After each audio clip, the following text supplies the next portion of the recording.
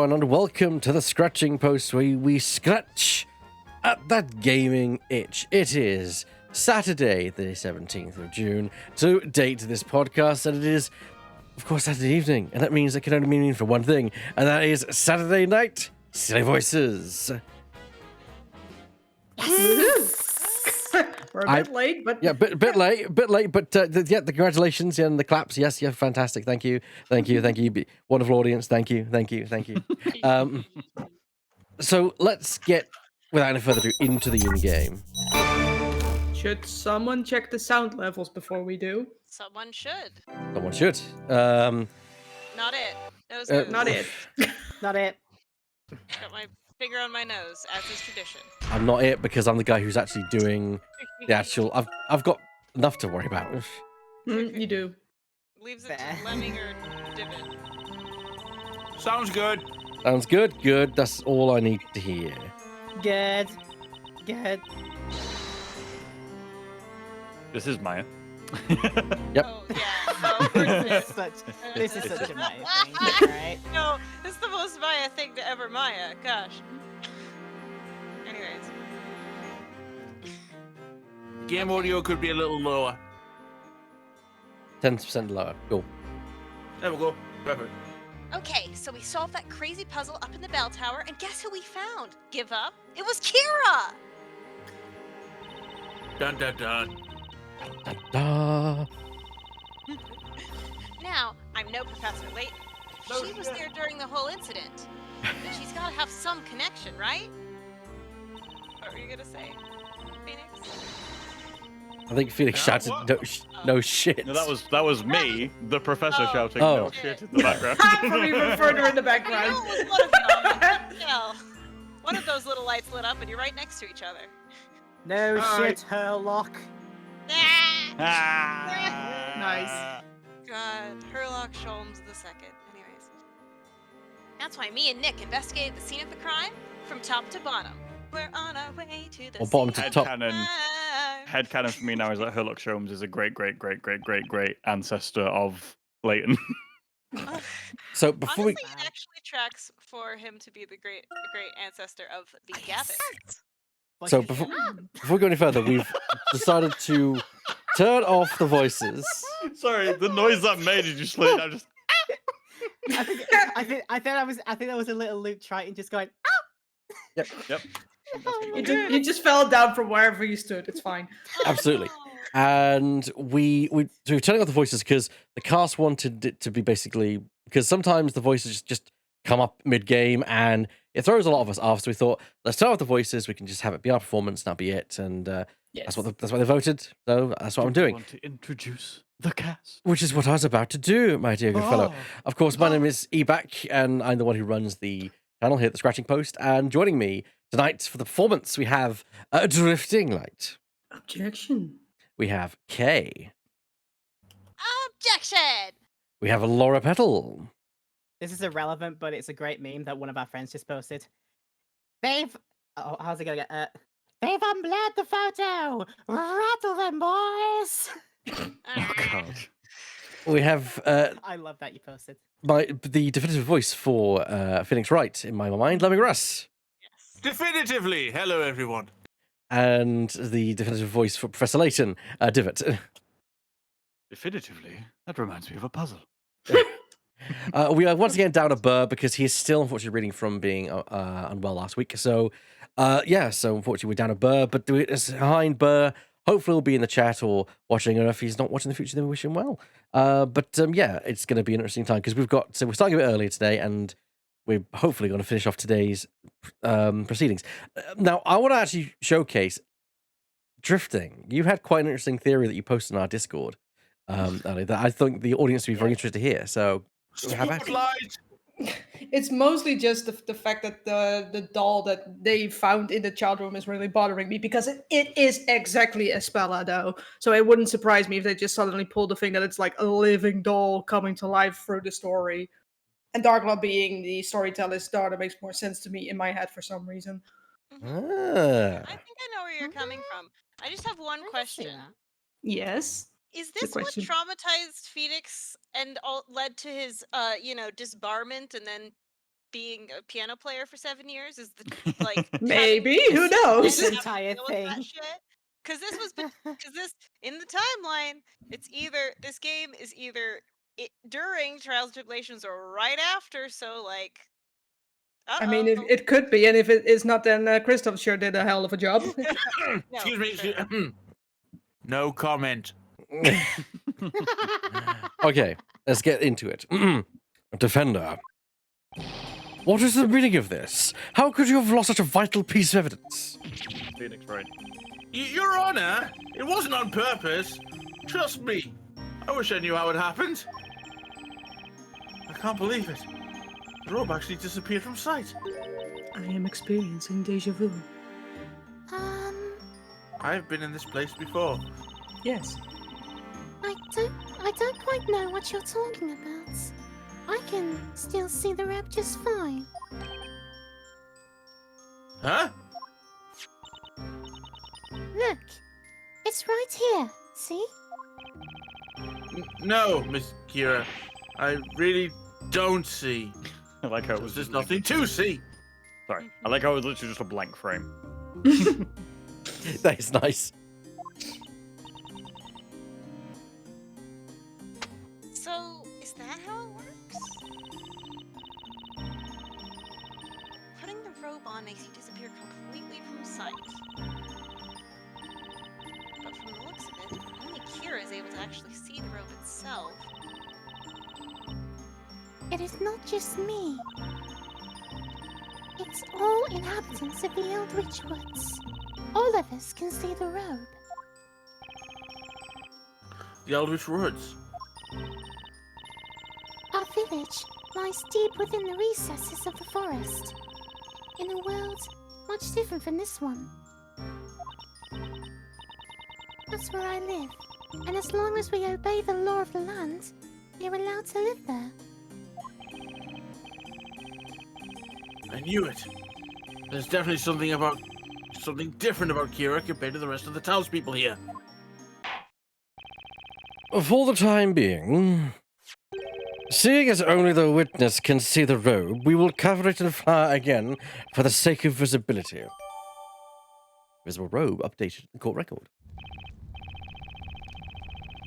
But there's still one tiny thing bothering me. Miss Kira, your robe was found on the middle floor of the bell tower. The same floor where we found my client. However, you were hiding in the uppermost level of the bell tower. You testified a little while ago that you dropped your robe, but I have to wonder, what exactly were you doing there on that top floor? Please. It would seem there is still much we must ask this witness. What say you, High Inquisitor Darklaw? It's the Inquisition's duty to follow my lord's decision on such matters. I have no objections. Very well. Witness, you are hereby ordered to continue with your testimony. Tell us what happened between your sneaking up to the top floor of the bell tower and tonight's most terrible crime. Yes. Okay. I believe this is where we left off from last time. Yes. We did. What happened on the top floor? I will be right back. I was waiting on the middle floor of the tower. I started to turn around, but I was too late. They attacked me from behind. There was nothing I could do. My arm was restrained, and the attacker covered my mouth. As I struggled to get away, I think I managed to pull something off of my attacker. That's when I lost consciousness, and I woke up to find myself next to the bell on the top floor of the tower. Witness, are you saying someone attacked you while you were in the bell tower? Yes, that's correct. But who? I don't know. They attacked me from behind, so I couldn't see who it was. So you were unconscious the entire time after that? That's why I was unable to complete my mission. But even if I hadn't been unconscious, I couldn't have done anything trapped high up in the belfry like that. I wonder if that weird contraption we found there was used to move Kira up to the belfry. At least, I can't see any other way she could have gotten up there. You heard the witness. She was locked up in the belfry of the tower. In other words, she couldn't have had anything to do with tonight's events. Therefore, there is no need for this utterly useless interrogation. Objection! Not so fast! The witness also testified that someone attacked her tonight. That's not your line, Mr. Defender. Oh dear. Was it not? That was. I'm pretty sure that was the defender's line. And the defender, are you implying that this attacker could have been Bezella? No, it is Phoenix's line. I was just implying the Mr. Prosecutor thing. My brain no worky tonight. It's too hot. Yes. I'm wearing shorts. I never wear shorts. I cannot say for certain, Your Honor. Phoenix Wright never wears shorts? Phoenix Wright Phoenix Wright would wear shorts, but I think only during his Phoenix era. Yeah. Probably, yeah. I think he does actually as Phoenix. Hold on. I can't remember what his bottom half looks like as Phoenix. Sorry, go ahead. I can't find any images of Phoenix in shorts. So, regardless, the defense requests we be allowed to cross-examine this witness. Request granted. Now then, defender, you begin your interrogation. And here's where the fun begins. All right, Anakin. Oh no. 1, I don't have a lightsaber, and 2, there aren't any children around. And there's no sand either. Give up, Phoenix. I have the high ground. I mean, I am the High Inquisitor, so. Gosh. Let's see if we can coax this mysterious second witch out of hiding. Indeedy. Cross-examination. What happened on the top floor? Well, I was at going back to quickly to shorts. I was when I was in Birmingham.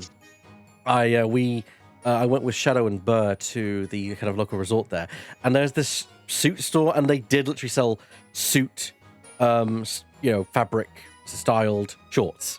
I couldn't believe it. I've never seen it before in my life. So I've just got this image of just behind the desk, just Phoenix has just got these suit shorts on instead of the whole. I'm sorry. I'm posting something in the bench just now. These exist. Oh my god. Yeah. Perfect. 10 out of 10. Hey. 100 out of hold 100.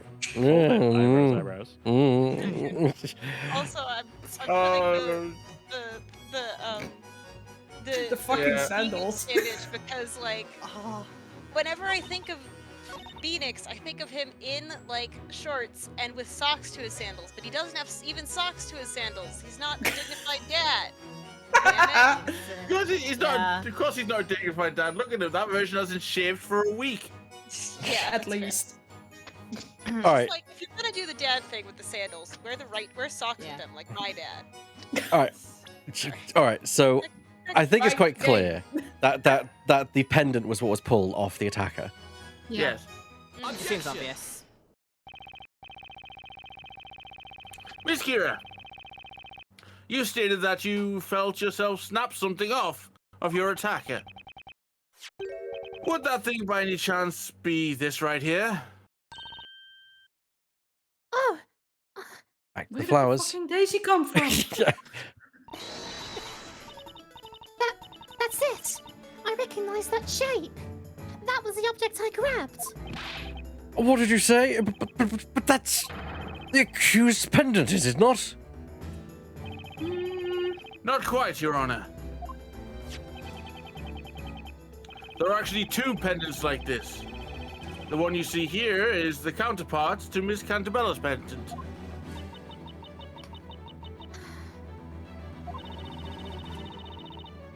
Now that you mention it, I remember the necklace was actually very tough. It really didn't rip right off so easily. Kira just casually admitting she almost strangled the one who attacked her. So I struggled against it, tugging and pulling at it for a bit, and I must have scratched their neck in the process. Wait a second. You mean you scratched your attacker's neck? Explains blood if so, definitely. I think so, but I don't know for sure. She's a vampire. In that case, she's a vampire!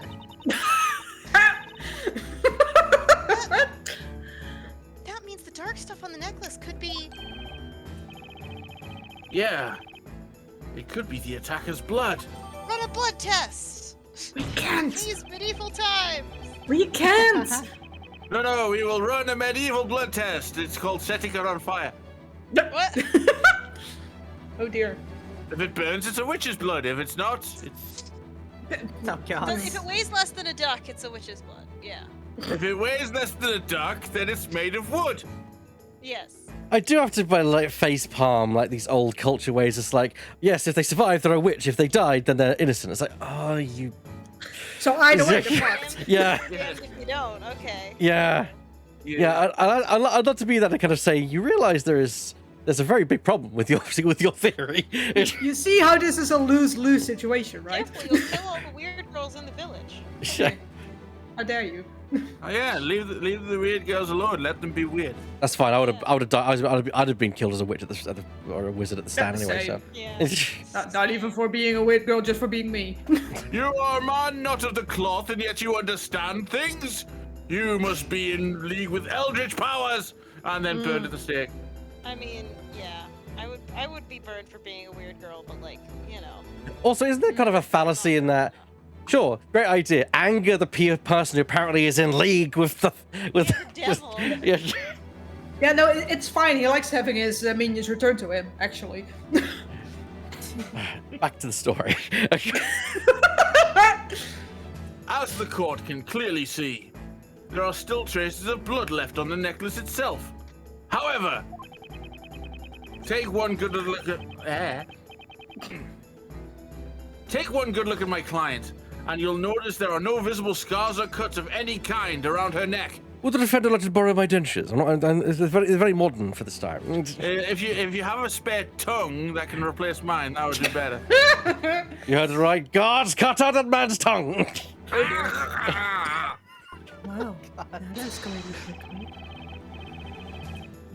Ergo, there is no way Miss Cantabella could be Miss Kira's attacker. Tonight's gonna get interesting, I think. I feel like saying this escalated quickly is kind of like just the mantra of medieval times. It is. It really is. Do you know what? actually. That escalated quickly. I thought you were going to say is the mantra of the Ace Attorney games. I'm like, you're not wrong in either. Yeah. In either Not way. wrong, I don't know. Objection. Objection. Any slight thing that a girl does. She's a witch! Nice escalated try, quickly. defender. But I'm gonna stop you right there. Hold Huh? on. Have you already forgotten what I told you? The Great Witch can use any spell in existence. She could have easily healed any such wound in the blink of an eye. It's the Put your problem growl with at me. magic. It's fucking magic. I can't believe I'm saying this, but I already miss Inquisitor Barnum. Yeah, well, you have to deal with me instead. I mean, you are nicer to look at. Thank you. Man, we really can't crouch a break on this one, huh, Nick? Somewhere Edgeworth is raising his eyebrows at the comment that Felix just made. Let us resume the interrogation. Witness, continue with your testimony. Okay, so that wasn't enough. Wasn't enough. I need some more details. Well, let's be honest, I do not hold a candle to Mr. Edgeworth. Let's pull it back one to the bit where covered my mouth. So you could What's up have with bit that? them. I mean, I have no mouth and I must scream. never mind. There was nothing I could do. My arm was restrained. I covered my mouth. Oh, if your arm was restrained, then how could you have? How could you have hurt Pulled off that the neck? necklace. Yeah. Yeah. Objection! I mean, she has another arm, but that's beside the point. Hmm. Miss Kira, there's something a little strange about your testimony just now, wouldn't you say? Huh? You stated that you were attacked from behind, and that the attacker grabbed you by the wrist, correct? Yes, that's right. I'm assuming that was in fact the case. Then I'd say no matter how much you struggled, Oh, we're there's getting. no way you could have been able to yank off of this pendant, don't you think? We've got 100 bits from Burr saying they came from. Finish it off, everyone. Behind. Oh, well, there.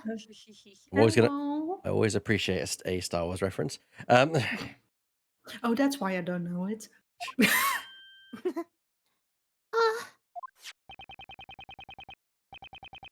The strap on this pendant is too short. There's no way you could have reached behind you and managed to pull it off. That's a good point. Miss Kira, the only way you would have been able to yank this pendant off of your attacker is if they were standing directly in front of you. Which implies that you would know them. You dishonor. No! Order, I say. Witness, is this true? Let me get my panic daisy out again. Objection! Emotional support, Daisy. Objection. The witness was the victim of a physical attack. It is only natural that she be a bit confused on some of the details. Objection! This is a lame excuse even for me. Hi, Inquisitor. Hello. I wouldn't exactly Hi. call mistaking the location of your attacker being a bit confused. I'd call it more of a barefaced lie. It took me a second to get around to the High Inquisitor hello, but when he did, shit. Well, now, Defender, I see you are as pathetically short-sighted as ever. Your argument is only valid assuming that this girl actually saw her attacker. Yeah. If she was not able to see this person, well, I'd say it made no difference where they were standing. Then that means the attacker was also wearing one of those robes? That is impossible, my lord. As the witness already stated earlier, only residents of the Eldritch Woods are able to see these robes. In short, too long didn't read. The attacker must have been a witch and must have disappeared from sight with the use of magic. You must mean the Great Witch Bezella. There is one more thing proving the attacker to be a witch. And just what might that be? The witness has stated that she lost consciousness. If you take a look in the Grand Grimoire, you will notice a spell called Fainfall. Witness, allow me to ask you. Did you hear the incantation of this spell?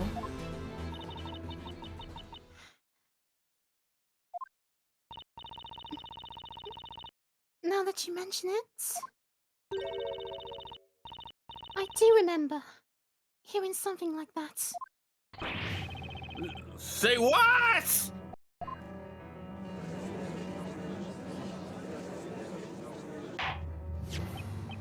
Aha, here it is. Fainfall. Causes those who hear the incantation to lose all consciousness. Because of course. We must not forget the Great Witch can use any and all magic at will. So Fainfall has been bookmarked to Grand Grimoire. Fainfall, an instant sleep spell. Causes those who hear the incantation to lose all consciousness. Its effect takes hold the second the incantation is heard. Witness, amend your testimony to reflect this important piece of information. Yes, right away. But if there's still a struggle and she instantly that's a bit I'm struggling with. She instantly loses consciousness, but there was still a struggle somehow. Yeah, that's the possibility. Yeah. Yeah. Oh, boy. I mean, that's almost implying that it isn't the Great Witch. I can't believe she managed to get out of that one. But still, I'm not about to give up just yet. I'll keep on going until we finally get to the bottom of who this attacker really is. Now think about it. If it's not the Great Witch, then you need the scepter. So if that actually gets pulled away from you in a struggle, you might actually not be able to perform your magic. Now then, let us continue with the interrogation. So what I'm thinking is somehow there wasn't even any magic involved in it at all because part of the thing is as well. Yeah, look, Her mouth was covered. her mouth was covered. Also, there was a struggle, and as we've now learnt, the spell takes effect So- immediately. There would have been no time for anything to happen. I heard the incantation for Faithful, and before I could even turn around... Objection! Miss Kira, I have watched you at that witness stand this entire trial, desperately trying to keep something hidden from the rest of the court. Exclamation points! I wonder if you're familiar with the saying, a lie begets more lies? I mean, multiple lies are bound to unravel and leave your story with more holes than Swiss cheese. If you know what Switzerland is. Get to the point, Defender. I'm just saying, she didn't hear any spell, no spell happened, and she was knocked out by a swift headbutt from her attacker. Shiji no Ri. According to the Grand Grimoire, Faithful causes a person to lose all consciousness. It's written here in black and white. Its effect takes hold the second the incantation is heard. Ah, Miss Kira, you testified as follows. You heard the incantation for Faithful and immediately became aware of the presence of your attacker. You then put up a fight. But, if you really did hear that incantation, there's no way you would have been able to yank the pendant from your assailant. Checkmate! ah! Order! Order! What is the meaning of this? The meaning is that Miss Kira didn't actually hear the incantation she claimed she did. This song is going hard, actually. But then, why on earth was this girl unconscious? Like I said, headbutt. Kira was definitely knocked out by whoever attacked her. And when she woke up, she found herself on the top floor of the bell tower. It's possible Miss Kira was rendered unconscious by a headbutt, obviously. Something other than magic? Slamming her into the bell, actually. Yeah. Oh, yeah, slamming. The answer here is obvious. Something other than magic must have knocked her out. Objection! Objection. And what, may I ask, makes you so certain of that? Is it not possible that another spell could have been used? Objection! I object. Look at the bruise on the side of her head. That's just not possible. You of all people should know that. What? Miss Kira's claims that she heard someone say the incantation is completely false. Even so, that wouldn't be too much of a problem if she actually had heard an incantation. That's right. However, by going by her testimony, that can't have been the case. The only spell capable of making someone lose consciousness is Faithful. Isn't that right, High Inquisitor Darklaw? Defender, are you claiming there is another way besides magic that could have been used to render Miss Kira unconscious? Many! What the hell? Have you heard of a blunt force object? Yeah, it's the concussive maintenance. Come on. There's only one other thing that crossed my mind. I'm speaking, of course, about sleeping medicine. Fucking Sleeping medicine? What are we saying? Somebody chloroformed her. That's not how chloroform works. We know. Everybody knows, except fiction. If you remember, Miss Kira stated the attacker covered her mouth before she could scream. In doing that, the attacker was able to administer a potent sleep medicine, thus putting Miss Kira out of the light. Out like a light. Indeed, that does make sense. No, it doesn't. Therefore, Your Honor, the attacker did not necessarily have to be Brazella. I mean, why would an all-powerful being capable of commanding any and all magic need to resort to drugging someone? That is a fair point. Objection. Hold it right there, Defender. They managed to sneak past the guards and make their way up into the bell tower. Clearly, they must have used magic to appear invisible. Objection! You don't need magic to make yourself disappear, High Inquisitor. Throw this on and getting past those guards at the tower is a piece of cake. The robe of invisibility. But, despite all that, there's still one glaring problem. Miss Kira, Yes? you admitted to the court earlier that you were attacked from the front, correct? If that's the case, then there's only one possible conclusion we can draw. You, Miss Kira, were entirely capable of seeing your attacker's face. Why is that? I didn't. It's simple. You even said it yourself. Only residents of the Eldritch Woods are able to see this robe. That means, Miss Kira, there's a piece of this puzzle only you could possibly know. Only you can tell us the identity of the person who entered the bell tower and attacked you tonight.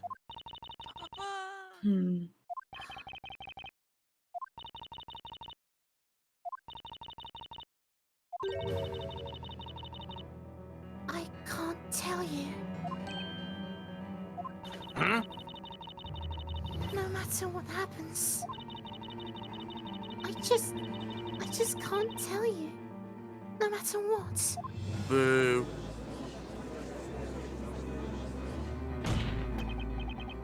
You see, everyone, this witness has been covering up for somebody from the very start of this trial. What? But luckily for us, we won't be needing any more of Miss Kira's testimony. Because the answer is staring us right in the face. I'm speaking, of course, about the true identity of Miss Kira's attacker. All the clues so far point to this one person. Defender, I take it you are prepared to prove such a serious accusation? I am. All right. It looks like it all comes down to this. Now we'll finally see who's been pulling the strings this whole time. Very well. Defender, tell the court who was the one responsible for attacking the witness and locking her up at the top floor of the bell tower. Come on, guys. Who do we think it is? Gotta be Darklaw, right? That's what I'm thinking, because the thinking is, if the way that they knocked out Kira was with a sleep medicine, thinking all the way back to the incident. I do, however, the like that alchemist- the Foxy alchemist is a who is- choice. Foxy. well, I think it's any of the vigilantes, but yeah. Going back to the suicide of the alchemist, when that happened, all of the medicines that were in that house, they were confiscated by the Inquisition. Ah, And interesting. who could have access out of this slot? That's a good point. I never thought about that. Also, I love that this is literally all of them in one photo. It was all of them. We're all here. All right, then let's get this over with. The answer is obvious, Your Honor. It was you! High Inquisitor Darklaw. What?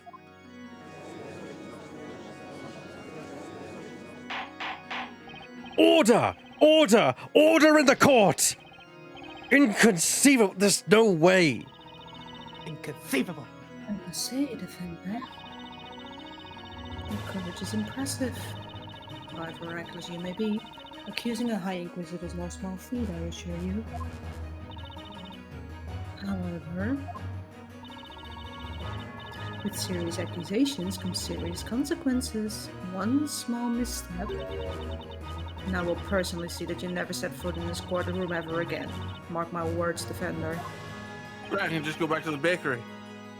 I understand.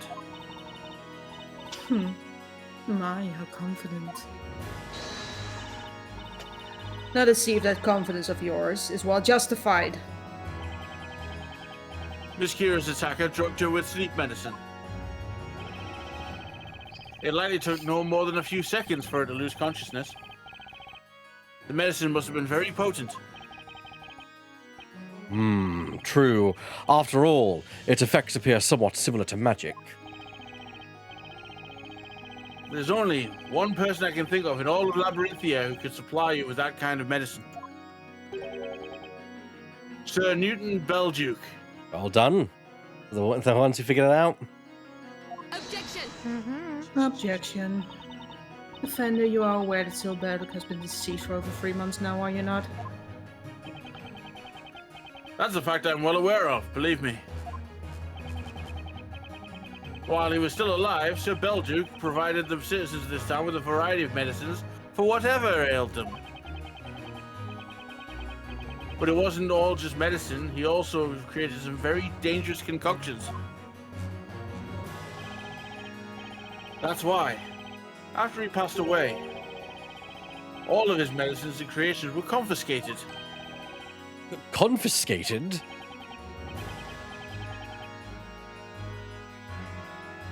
Inquisitor Barnum said as much in his last Switch trial. Uh-oh, hot potato incoming. I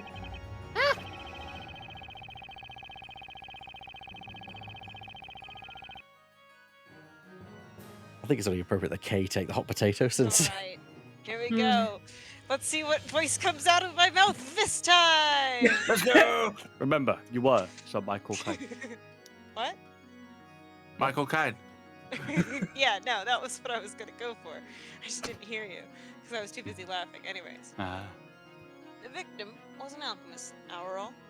We were hoping the items confiscated from his study would provide some clues. Besides, such things must not fall in the wrong hands. Maybe standard practice, but was deemed necessary. Confiscated goods are stored in our secret vault.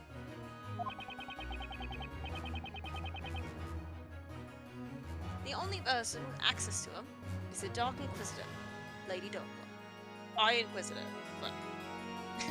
The Dark Inquisitor, Lady Highlaw. Oh, Objection!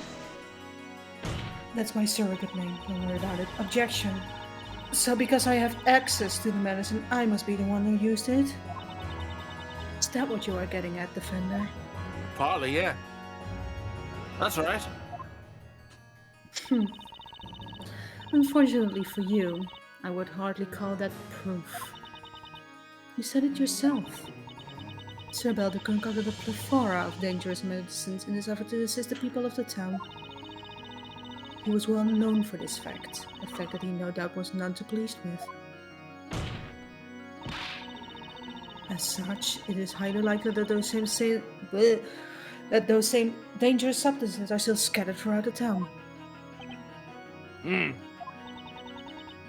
therefore, Defender, it is entirely possible that the culprit was able to get their hands on such dangerous medicine. Indeed.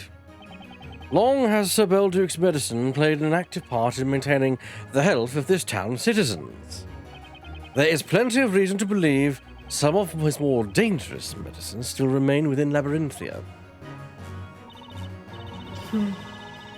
A piece of advice, Defender. The next time you speak in court, I recommend you try procuring some real evidence before spouting such idiotic accusations.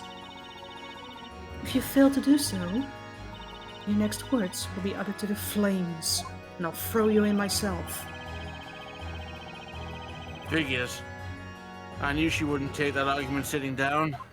We don't But I've even been have called an chairs, so I idiot don't see by the point. I've been called an idiot by more dangerous people than her. Whoa! Is that a challenge? Both High Inquisitor Darklaw and Inquisitor Barnum are the very harbingers of justice within Labyrinthia. Raising such an accusation against either one of them without valid reason will result in the most severe punishments.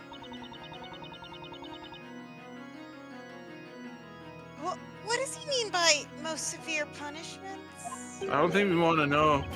No, you don't. I think the judge is saying that if we don't start making a case, we're going to be paying said Belgique a visit real soon. Oh dear. I need to present some decisive evidence, and fast. I'm pretty sure I should be able to do that much.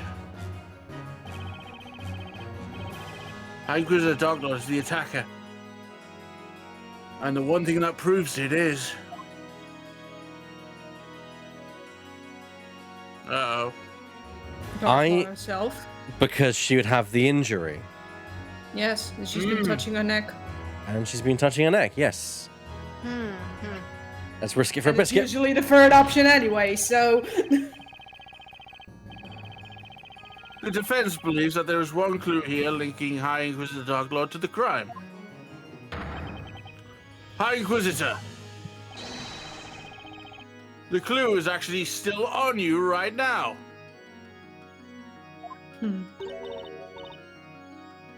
On me? Yeah, where you just habitually touched. I must admit, I do not know where you're going with this, Defender, but please point out this clue to the court.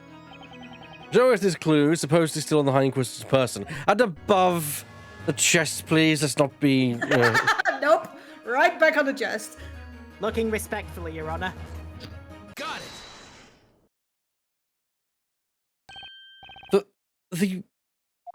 The High Inquisitor's neck?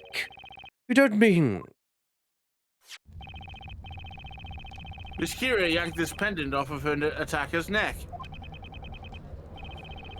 Take a look at the necklace. It still has a little bit of blood left on it.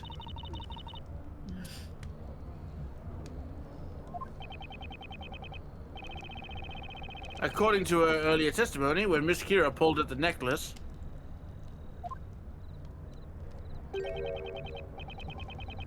she supposedly felt herself scratch the attacker's neck. Is that correct, Miss Kira?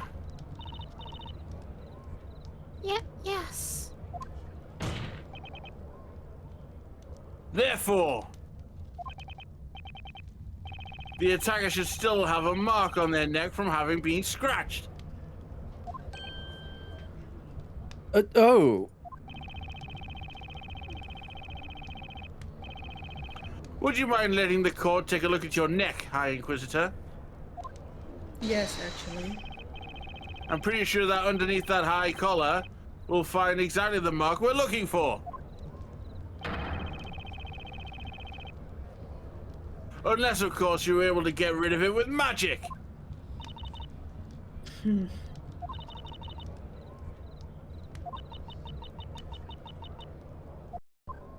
Dramatic ellipses. Most impressive. What?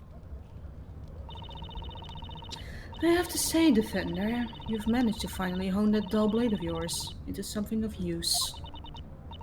You are correct. There is in fact a mark on my neck that I did receive tonight. What?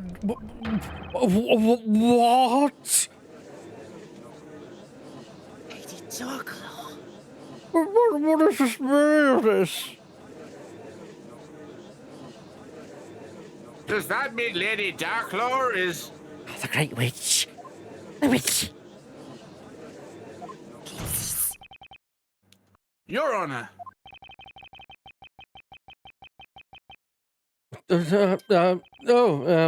Yes. I see you're still here, Defender. Your Honor, I know you're shocked and everything, but come on, work with me here. Oh dear. Your Honor, the defense would like to call High Inquisitor Darklord to the witness stand. What did you just say? It's quite clear that the High Inquisitor has some connection to what transpired tonight. And what's more, there's a chance that she used her position of authority as High Inquisitor to frame my client as the Great Witch. But never in all my years as judge of this court has an Inquisitor been asked to take the stand in the middle of a trial. Clear, you haven't Well- seen his previous cases. It's kind of what I do. Mm-hmm.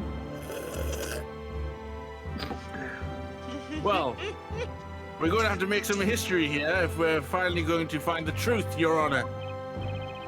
Even so, this trial cannot continue any further without an Inquisitor. Well.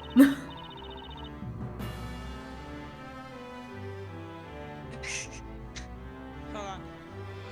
Hey, in that case, how about you get Inquisitor Barn? No. Inquisitor Barnum remains incarcerated in the underground dungeons for the crime of the treason against the storyteller. Damn. We do not want another hot potato in here. I don't think he will be able to make it to this party.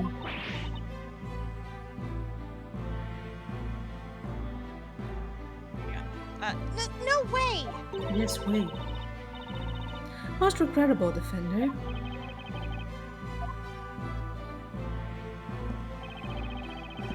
This whole He thing walks. is hopeless. Unless High Inquisitor Darklord takes the witness stand, Espella will be done for, and the truth along with her. But on the other hand, without an Inquisitor on the other side, the trial can't continue, and the outcome would end up the same. What should I do? Hold it. Ha ha!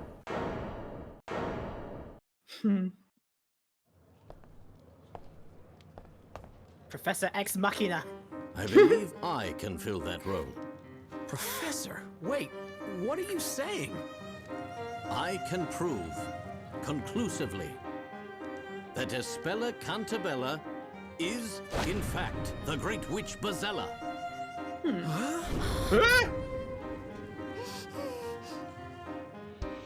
Now, Mr. Wright, the time has come at last to settle this once and for all.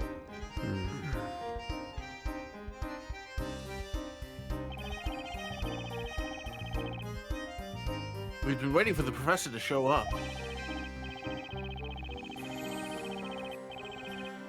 If there was anyone who could find some decisive evidence to win this thing, it was him. However, he ended up standing behind the Inquisitor's bench. The professor wasn't on our side here. I had to wonder, what the heck was going to happen? Let And Phoenix here we Wright are! swear. We're finally there! Next We're finally week out! on Silly Voice Saturday.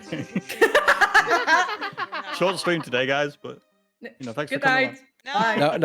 Bye. No. We're gonna continue on.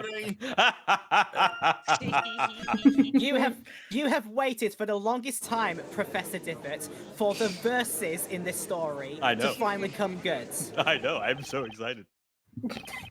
And you're gonna do us like that? Why? Because it was Because. funny. Yeah, it's funny.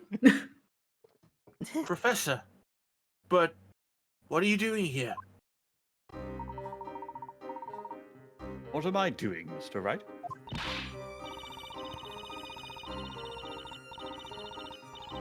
Yeah, you were supposed to show up with some decisive evidence and save the day, Professor. Like, bro. I'm afraid my Bruh. only concern here is the truth. No. The truth? The truth behind the real identity of the Great Witch Bazella. Espella Cantabella. Sorry, I jumped to a conclusion. If seeking the truth requires us to stand on opposite sides of the courtroom, then so be it. I expect you to defend Miss Cantabella with everything you've got, Mr. Wright. Man, I thought you were cool. I am cool. Look at my top hat. Court is now back in session. Oh, I can't damn wait it. for this banter back and forth. Are you prepared, High Inquisitor? No. So long as I remain on the witness stand, I am no longer High Inquisitor. Simply Dark Law will suffice. Ms. Darklaw, I'd like to just confirm something. A moment ago, we established that you were in fact present at the bell tower during the time of the incident. That makes a total of three people at the scene. It would appear that that was the case. You and your third person. However, you managed to stay hidden from 10 different guards Yeah, and with the help of this right here. Robe of invisibility. In other words, there's every reason to be suspicious of your actions tonight.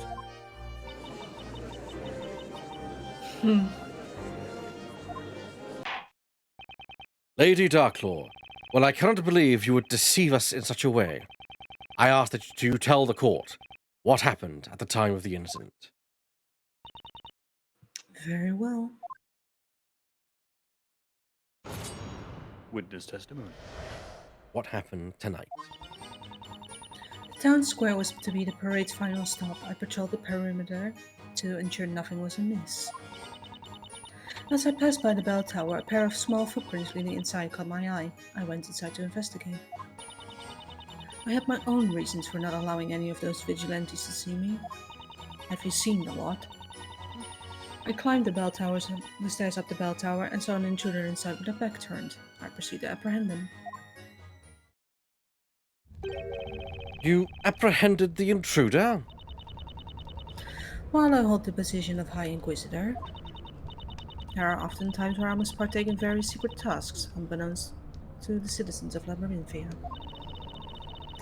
One of those tasks being ensuring the security of the storyteller.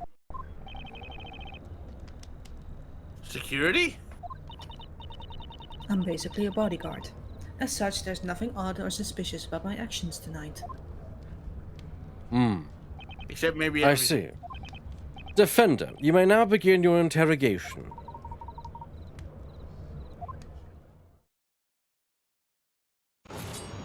Cross-examination.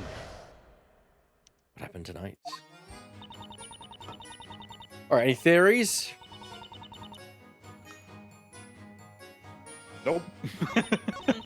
I want to know what her reasons were for not wanting them to Yeah. see her. Yes. Hold it! And what were those reasons? They relate to protecting the storyteller. It was something I was to carry out at that particular time. Did it perhaps have something to do with what was already decided upon in the story? The storyteller's word is absolute, therefore. Any and all those who make an attempt to alter his will must be dealt with. Shut up next to me. What? That's interesting. Yes. Hang on! Excuse me, Miss Kira.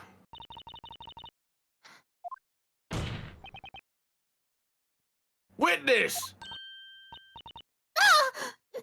Yes? Figures. She really doesn't remember her own name. You seem to be deep in thought about something. Did you remember anything regarding the High Inquisitor's testimony? No. I'm sorry. Nothing in particular. It's just... I'm a little disappointed in myself. Disappointed? I travelled all the way here to Labyrinthia in order to fulfill my mission. But all I managed to do was fail and end up being captured.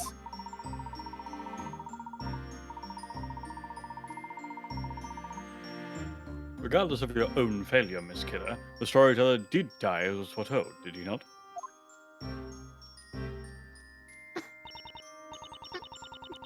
Tonight, as the rain came pouring down over the town, I arrived at my designated location. Naturally, the bell tower was surrounded by guards and patrol. 10, to be exact.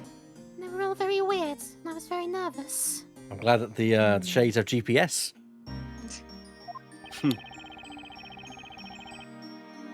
She must be talking about the vigilantes. No, really? No, but shit. seriously, who else? Just relax. You'll be fine, so long as you're wearing this robe, I kept telling myself. Little did I know, I was wrong. But none of this would have happened if I was just a little bit more careful. Or Wait a cautious. minute. Enough, I would be thinking more about atoning for your past crimes. That's about what could have been if I were you. Your thoughts drifting? For the characters, that doesn't make sense. Because then Darklaw shouldn't even have been able to see that there was an intruder. Yeah. She shouldn't have been able to attack her if she's wearing the robe. Is there anything wrong with Kira's testimony? And that probably means yes. Hold on 1 second. About your testimony, Miss Kira. You were thinking to yourself that so long as you had your robe on, you would be fine. Yes, that's right. I was... So basically, you were wearing the robe the whole time you were on the top floor of the bell tower, is that right? Yes. I had it on the entire time. Then how could Darklaw have been wearing it? That is, until I was attacked. Then my robe was ripped off by the wind. Miss Kira, this is the first time we've heard any mention of this information. Is that so? I think I must have just forgotten. Your Honor, perhaps we should update this piece of evidence in the court record. Right you are. Visibly robe worn by Kira when she was attacked, visible only to Eldritchwood residents. Lady Darklaw, please continue your testimony.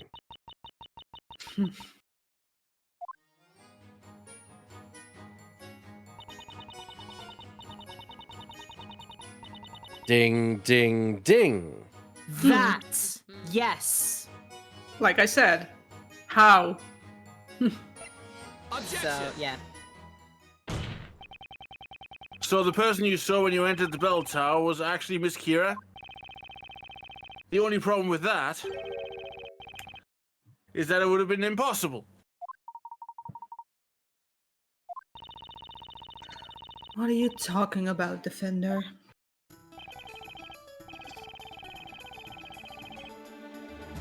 Miss Kira, or should I say the witness, stated that while she was waiting on the upper floor of the tower, she was wearing her invisibility robe. Therefore, there's no way Miss Darklaw would have been able to see the witness. Oh, you're quite right. Anyone wearing this robe becomes invisible.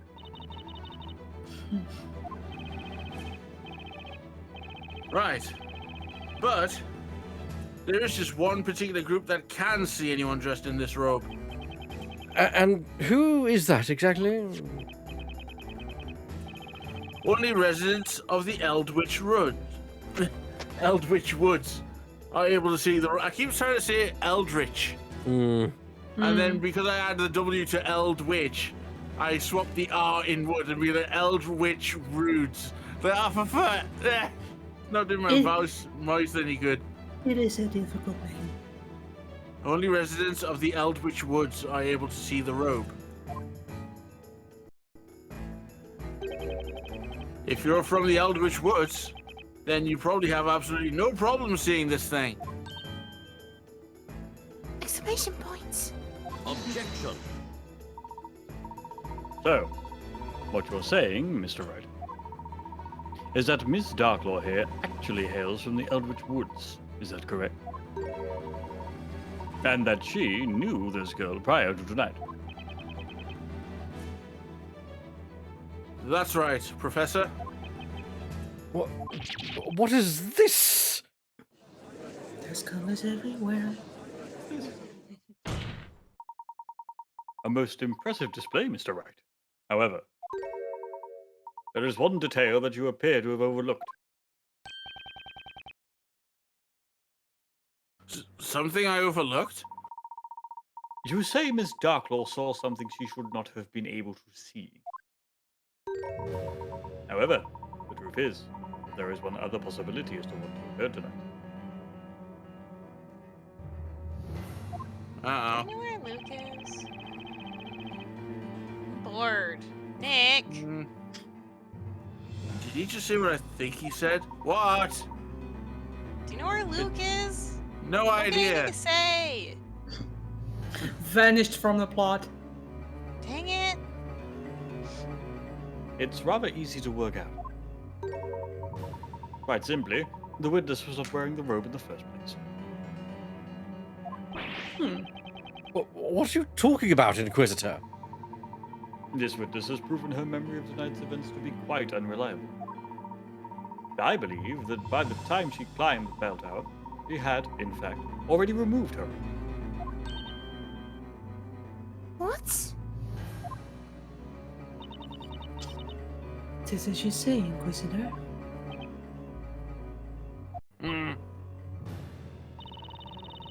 As you can see, Defender, your assertion is mere speculation, at best. Your little witness here has been lying to the court the entire time. Is it simple as that? Objection! 1 second. The witness was quite clear with her testimony. Isn't that right, Miss Kira?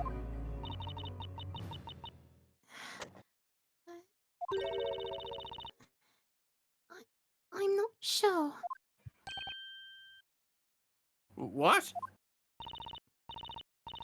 I mean, my memory is a little fuzzy. No way! Yes, wait.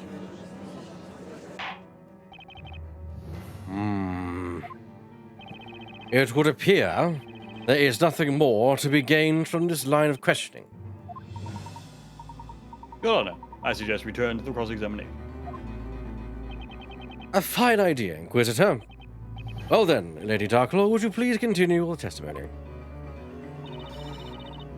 As you wish. No matter how you slice it, Kira looks like she's definitely hiding something. And that's not herself.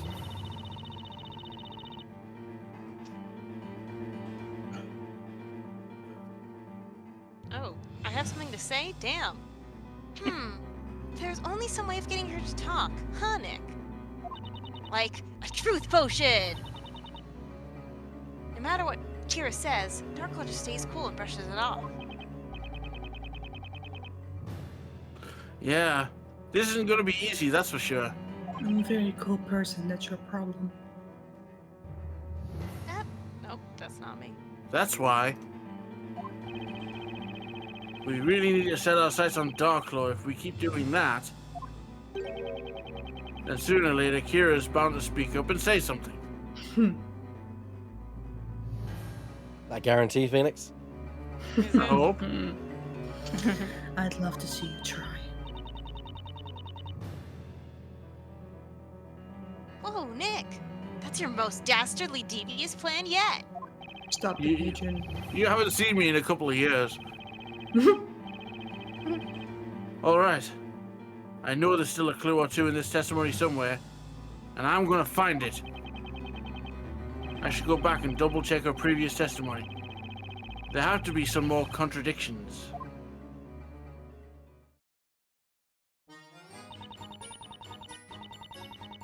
Okay, so that's the last statement. Let's go back earlier.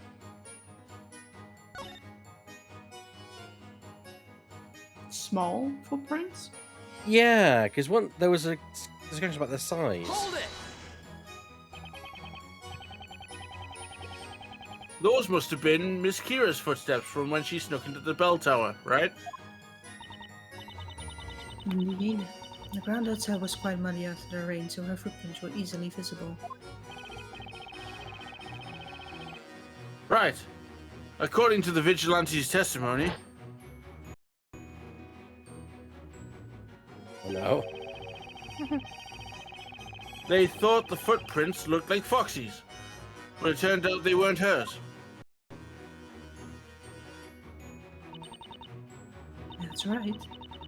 The footprint would have contained a mark where the stiletto had been. But the footprints I saw at the bell tower contained no heel mark at all. And you stepped inside those footprints on your way up the stairs as to not leave your own and risk being detected, correct? Exactly. Because everyone used those damn footprints to mark their approach. It's fine. At that time, my main task was to ensure the safety of the town square. In doing so, it was of the utmost importance that no one knew of my presence there. Had the townspeople noticed your presence there, it would undoubtedly have raised some suspicion. Yeah, like, why is Darknor getting that big box with a bow on it? Indeed. So naturally, that's why I did not wish to be noticed by the vigilantes. Therefore, it was imperative that I mask any of my traces being there, even if it meant utilizing another's footprint. This is a weird sentence. I see. A clever tactic worthy of the High Inquisitor herself. Flattery will get you nowhere. Is there anything off about her testimony just now? There's always something wrong. There's something Miss very Darknor. wrong. I just noticed something in your testimony that's very relevant to the case. Mm-hmm. The defense requests you amend your testimony. You just can't help letting that ridiculous imagination of yours run wild, can you? That's his whole job. Apparently so. The Inquisition has no objections. Very well, the witness will amend her testimony.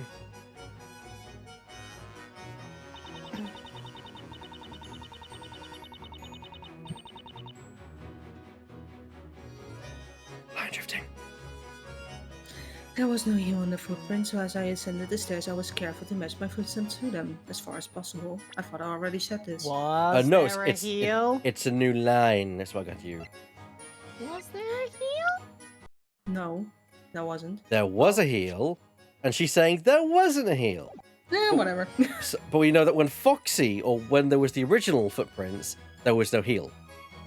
But we know that Kira caused the heel footprints, therefore she's full of bullshit. Objection! What I have here is a sketch of the footprints left at the bell tower. So tell me, Miss Darklaw, are these your footprints in the sketch? It would appear so. I would never mean to offend the hard work of Labyrinthia's vigilantes, but tonight's task was mine and mine alone. Okay. When you put it that way, I can't help but notice a contradiction. Get her ass, Nick! Did you say? I bite. Just Gladly. I'm commenting extra now, because I'm bored. Miss Look up Darklaw, dialogue.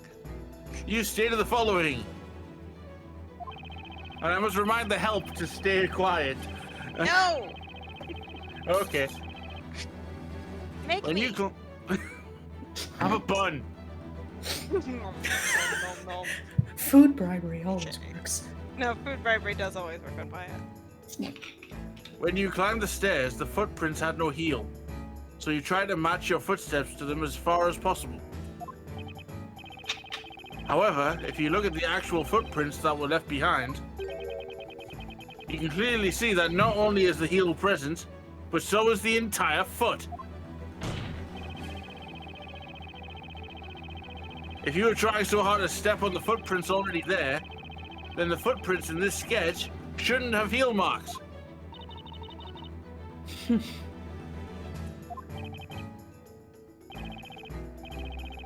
That is very true, although I do not think such a small detail has much importance in the long run.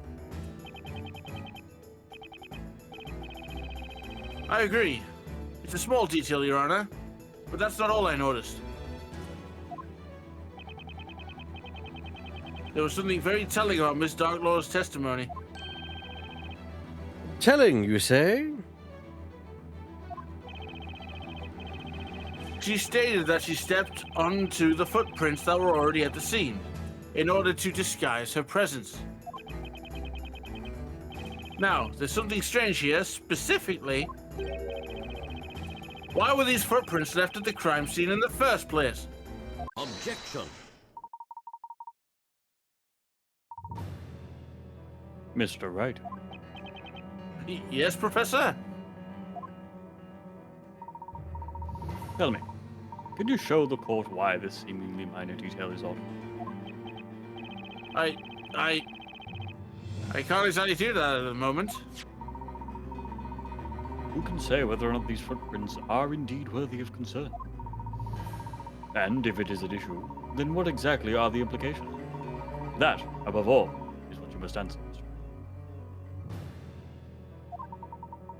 I do not believe you can assert that this is a blatant contradiction at this time.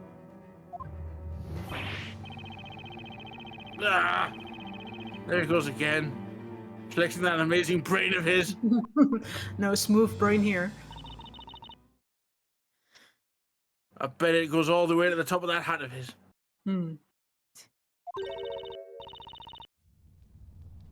That's enough. Miss Kira? Lady Darklaw? How? How could you? How could you simply abandon us? How could you betray us? Ellipses. Betray? Witness, what is the meaning of this? Lady Darklaw, you are the mistress of the Eldritch Woods. You are the one responsible for handing us our tasks. What? Now that's a revelation. Butter. This wretched girl is nothing more than a detestable spawn of magic. Her words cannot be taken seriously. Well, I'm taking them seriously. People of Labyrinthia, I ask you, what am I if not a loyal daughter of this fair town? No! You're lying, Miss Darklaw. Lady Darklaw, sorry. When I was waiting up there at the top of the bell tower, I was most certainly wearing that robe. She's lying. She can't even get my title right. I thought you gave that title up for the proceedings. Yeah. Lady Darklaw, you were also wearing a similar robe, were you not? Don't you remember? What nonsense. I haven't a clue what you're babbling about.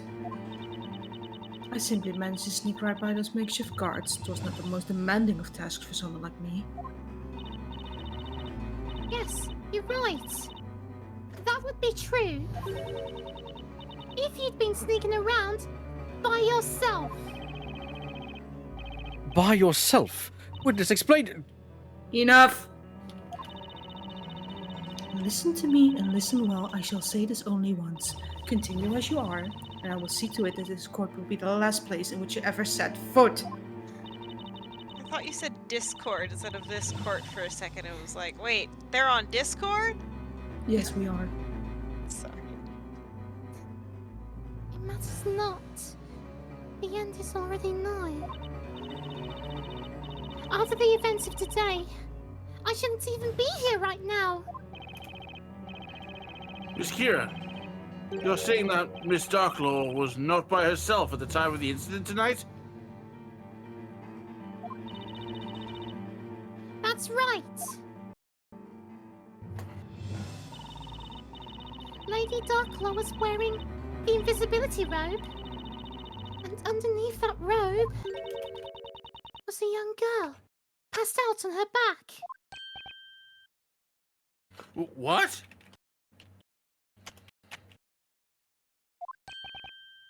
A girl? Could that be? Yes. It was the very same girl imprisoned inside that cage up there. You mean a Spella Cantabella?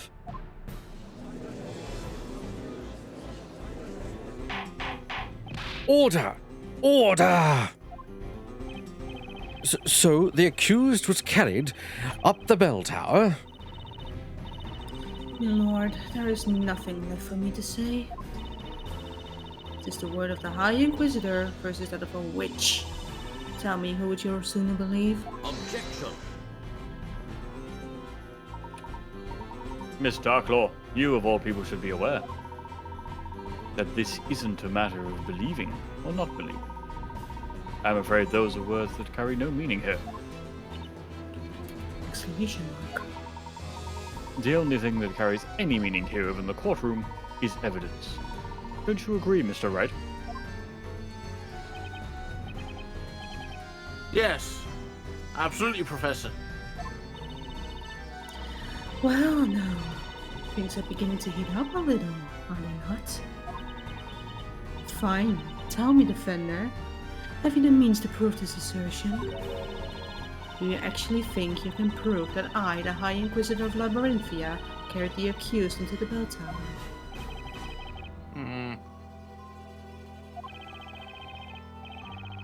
From the looks of it, Miss Kira was supposed to keep quiet about Darklaw's little secret. Yeah, I'll kill her later, don't worry about it. But she couldn't deal with all of Darklaw's denials, and finally found some guts to chime in. Guts that are presumably going to be spread across a wall later.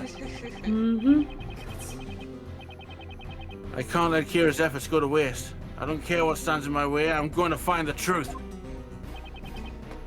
Your Honor, the defense wishes to present evidence proving that Miss Darklaw did, in fact, carry my client up the tower.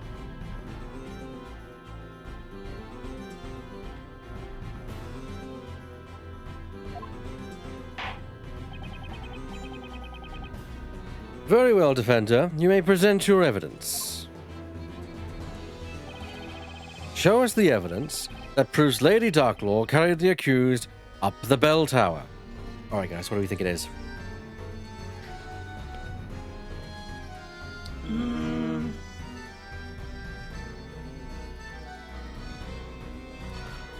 Could it be the Would it be- mechanism? No, because that's before this. That's before It's not, this. it's oh, not the that's robe way after because it's got flour on it, and she works at a bakery. Yeah. No. Yeah, so I don't fucking know. Wild thought. Mm-hmm. She says that so the original footprints that Darklaw tried to step over, they had no heels on, but when Darklaw steps over them, suddenly then they became healed footprints. Wild theory. She said she tried to do it as carefully as possible, but is that possible given that You're carrying there's a someone. there's spell on her back? It's a wet day, you've got muddy boots.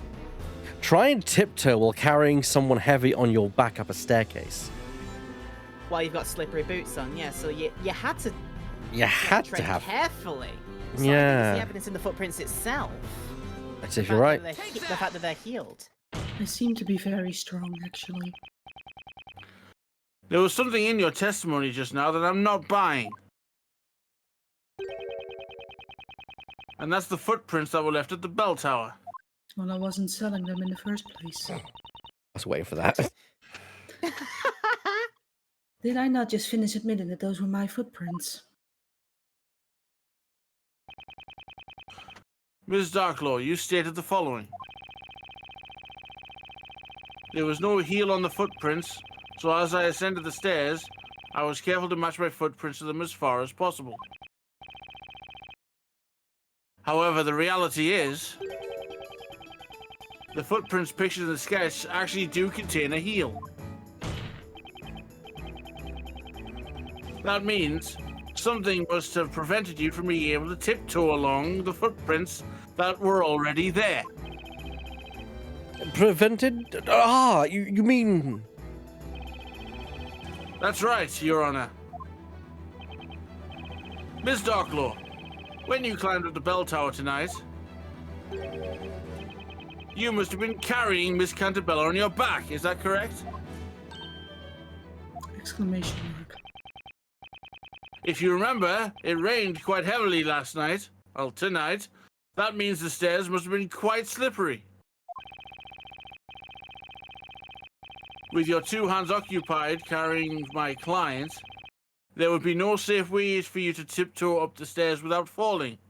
Plus, you know, you're carrying a whole person. That right there is the truth behind the footprints on the staircase.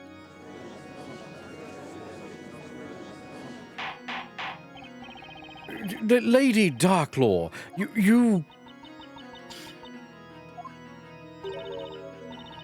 Fine, I admit it. Right. Huh? It is as you say, I donned the rope and made my way up the tower. But I was not alone. I carried both Espella Cantabella and her little friend up the tower with me. Little friend? The cat you tried to interrogate. That black-furred creature of hers. The thing is nary ever a second away from her side. Oh, she must mean Eve. When I arrived at the top of the tower, I saw this girl already there and called out to her. I was very shocked to see the mistress show up in person like that. The girl's presence was an inconvenience, so I immediately put her to sleep. Believe it or not, it's just like you said, Defender. I used what remained of Belduc's medicine to put the girl out of the picture. And that's when Miss Kira put up a fight and pulled this pendant right off your neck, correct? That's right. I cannot fathom it. That would mean this pendant actually belonged to you, Lady Darklaw. And updated in the court record.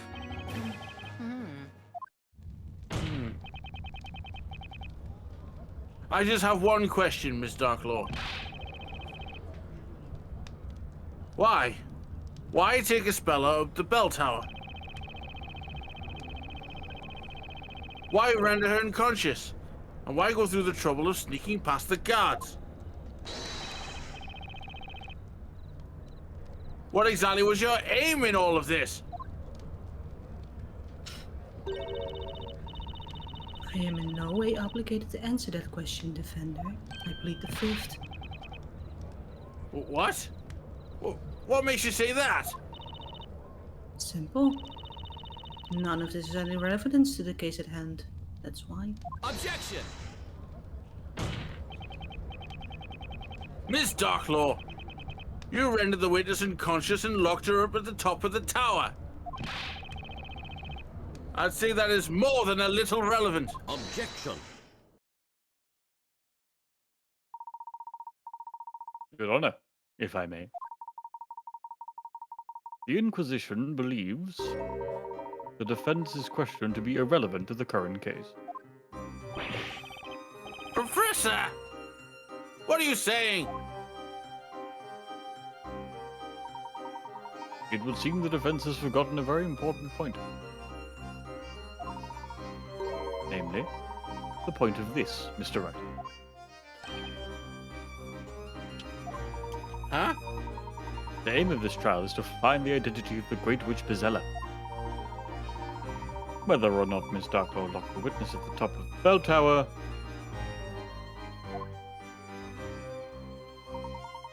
is hardly relevant to the purpose of this trial. But... There is one thing that is very clear. Neither Miss Darklaw nor this witness could possibly be Bezella. What?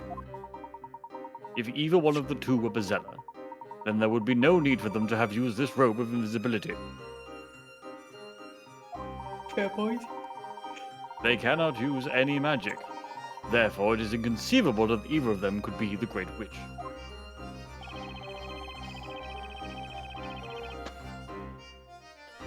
A rather straightforward argument, if there ever was one. At the time of the incident, there were 3 people present. Of those 3, 2 used the robe of invisibility to vanish from sight.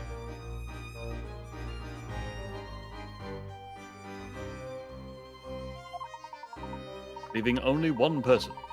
Indeed, Scantabella.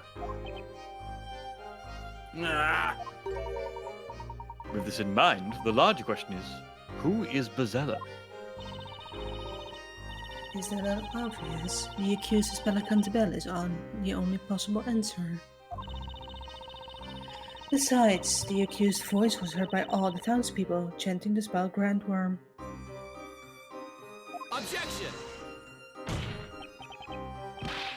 not so fast. I happen to think these witnesses are extremely relevant to the trial. Did you forget about Miss Kira? She supposedly took a one-way trip into the pit of fire over there. And yet, here she is, in one piece, testifying that she returned in order to kill the ruler of Labyrinthia, the storyteller. The same goes for your sidekick, and by that logic, Mr. Layton should still be gold.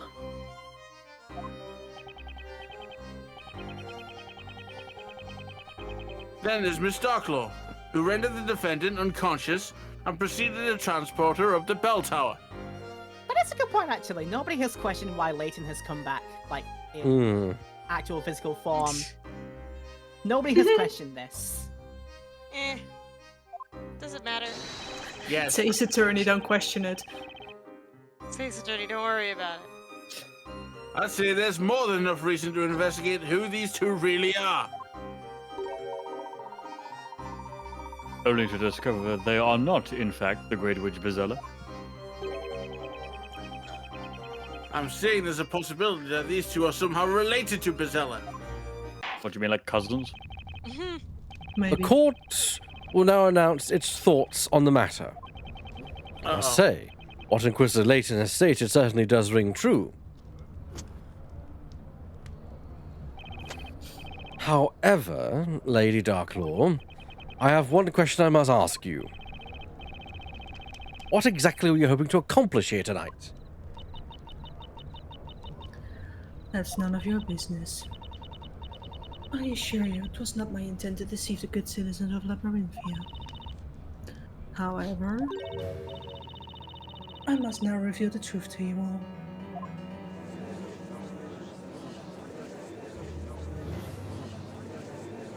What did she say? You don't think Lady Darklaw is in the league with the witches, do you? She can't be. She was the one that saw to that other witch's demise. Lady Darklaw, are you saying that you're...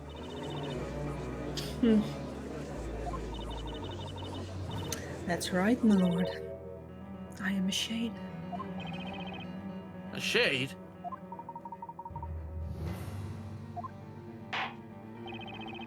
Lady Darklaw, will you please tell the court exactly what you mean when you say shade?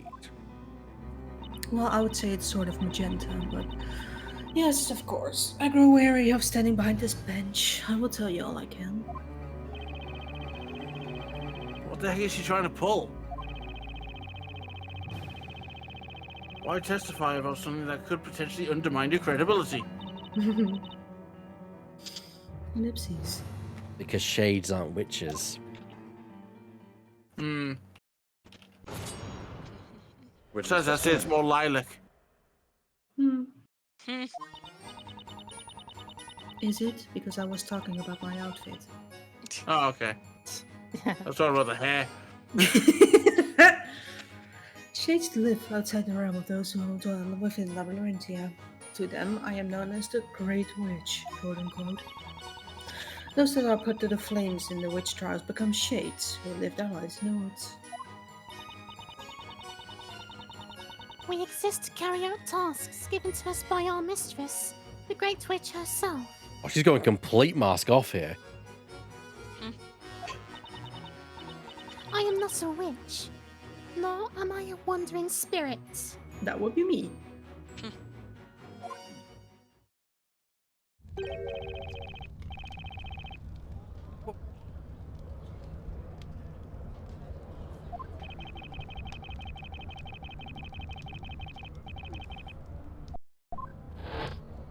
Hello? I think we lost Ebag. Oh no! Sorry. McCartney. Seems there's been his microphone. But you are the Great Witch. Unbelievable! Lady Darklaw is the Great Witch. The Great Witch. And now we're crunching. Doesn't that mean she's just crunched the stream? Let me handle that. Da-da-da. I'll actually say the one this time. Doesn't that mean she's Marcella? Her powers are so magnificent she crunches the stream.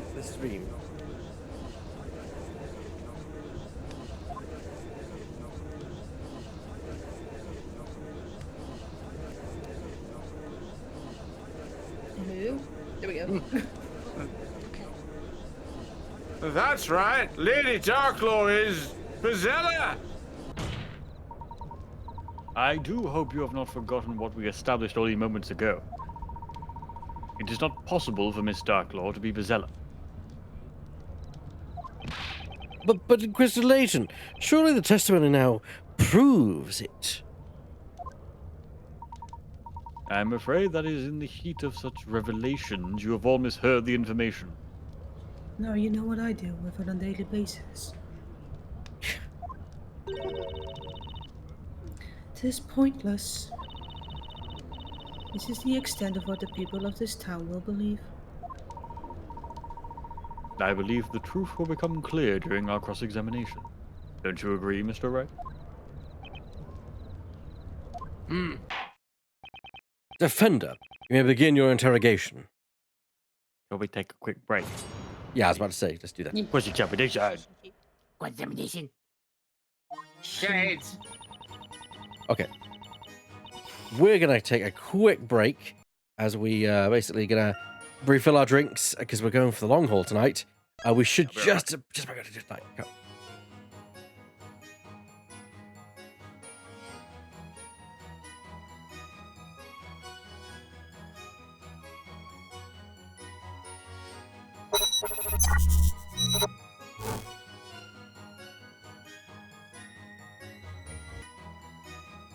You've given us many good things. French toast! The guillotine.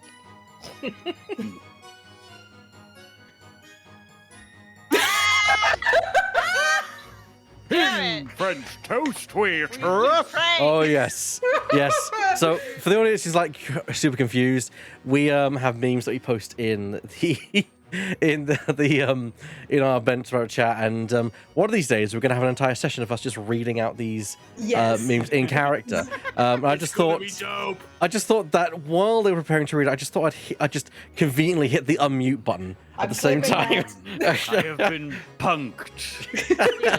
You have been bamboozled. We've been pranked. You've been punked. There's the camera. There's the camera. Oh come on! Like you guys wouldn't have actually read that out in the actual session we actually had. No, we would have. Yeah. True. You would have, yeah. I'll tell you something, Ebak. Bobby Fulbright's coming for you, and it's not the dead one. Oh dear. That is a character that I do miss.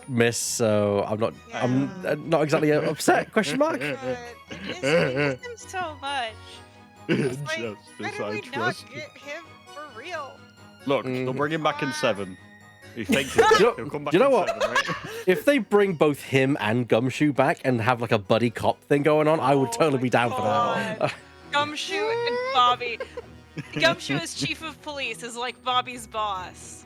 Oh no! It would be like the epitome of that like one post that's like, if someone makes fun of you for saying okie dokie, you will kill them. Alrighty, boss. Also, I don't know. I have this image in my head of every time, someone says, "Oh, Detective Gumshoe," and Gumshoe's like, "A chief, Detective Yeah. Gumshoe."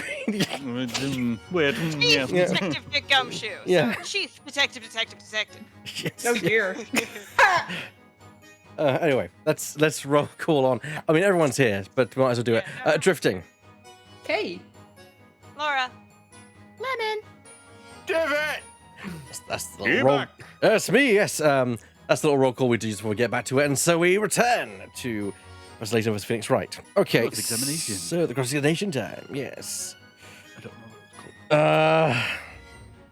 I think we just get more information at this point. I don't think we've really got anything to work with, really. So let's just, the right maneuver, press everything. Hold it! Great Witch? Yes, that's right. However, I am not Bizarre. I was gonna say, it sounds just like a ceremonial title. Something like The that. mistress to those who draw in the Eldritch Woods is dubbed the Great Witch, quotation marks included. So it is ceremonial. Even if I wanted to be Bizarre, I couldn't. As the ever so charming Inquisitor stated earlier, I cannot use magic. Miss Darklaw, I have one question. What about me do you find most charming? No, I mean, what do you mean by live outside the realm? I mean just that, Inquisitor. We truly do live in a realm separate from this town. Damn, he's smooth. Now, surely one as intelligent as yourself has worked out the answer by now, no? Perhaps. That remains to be seen, Miss Darklaw. I'm not even gonna mute while I eat because it's in here. Fair. Regardless, I haven't been. Tis something we cannot discuss with anyone. But it is something that the defense should be able to prove. Huh? That almost sounds like a challenge. Challenge accepted, I take it. By the way, Miss Darklaw, since you're not actually a witch, how about lunch? Why do you continue to be called that? To answer that, I must first discuss the true identity of the shades.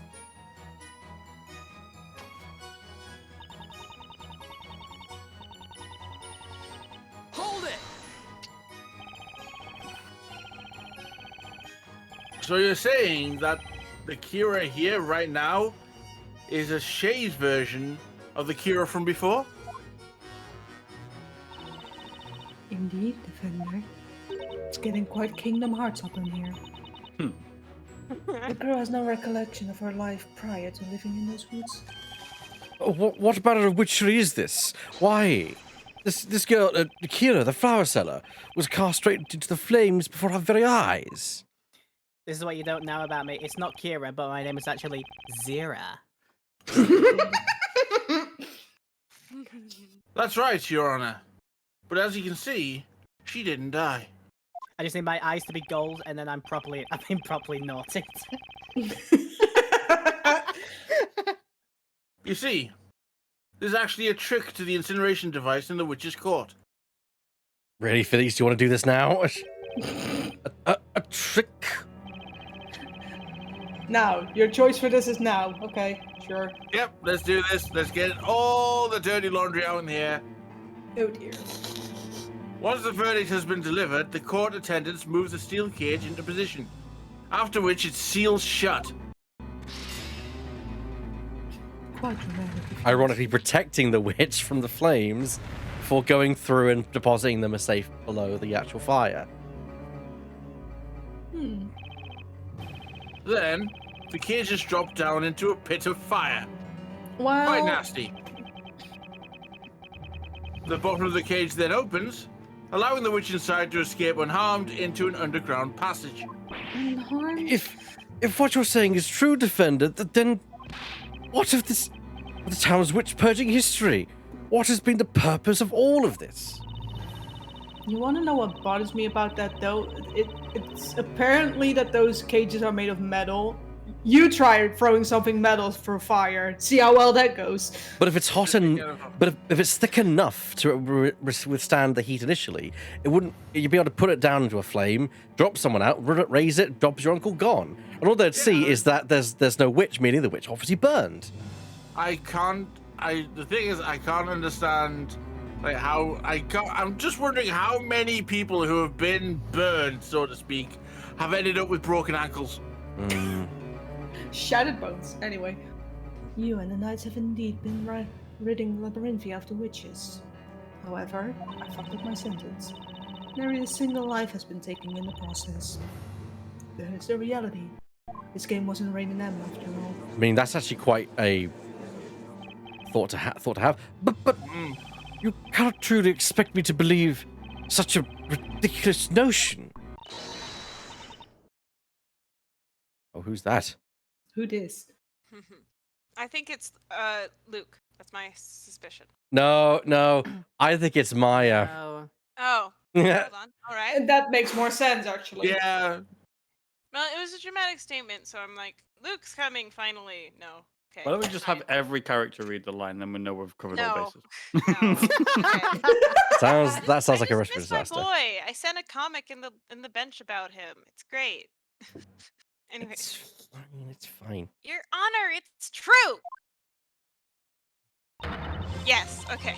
Take a good hard look. It doesn't get any more alive than this. Ah, it's you! Surprise! I am May! What? Huh? Huh? Well, it's actually Maya Fey, your forgetfulness. Your baldness, if you Your will. baldness. What the heck are you doing? Everyone's gonna recognize you. Bitch, who cares? Let's be real right now.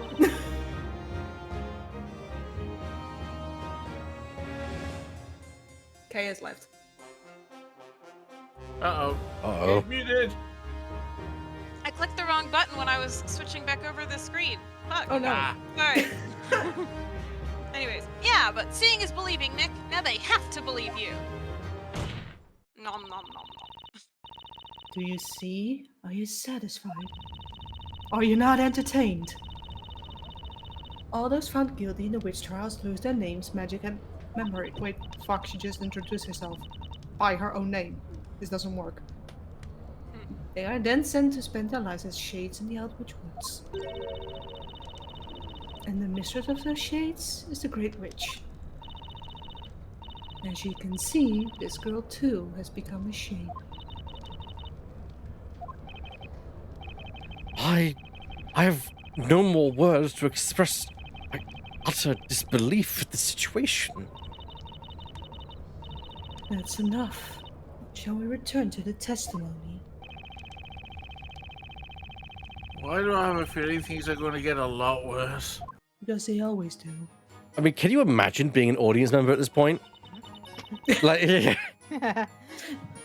I think those have clocked out a long time ago. Hold it! Several hundred just glazed eyes in the audience. Just like constant. What are they talking about? What's happening now? These tasks you mentioned. Were you acting on them this evening? Yes. I was told to come here and become Bazella. wait just a moment, witness. Did you say become Bazella? Well, absolutely dreadful.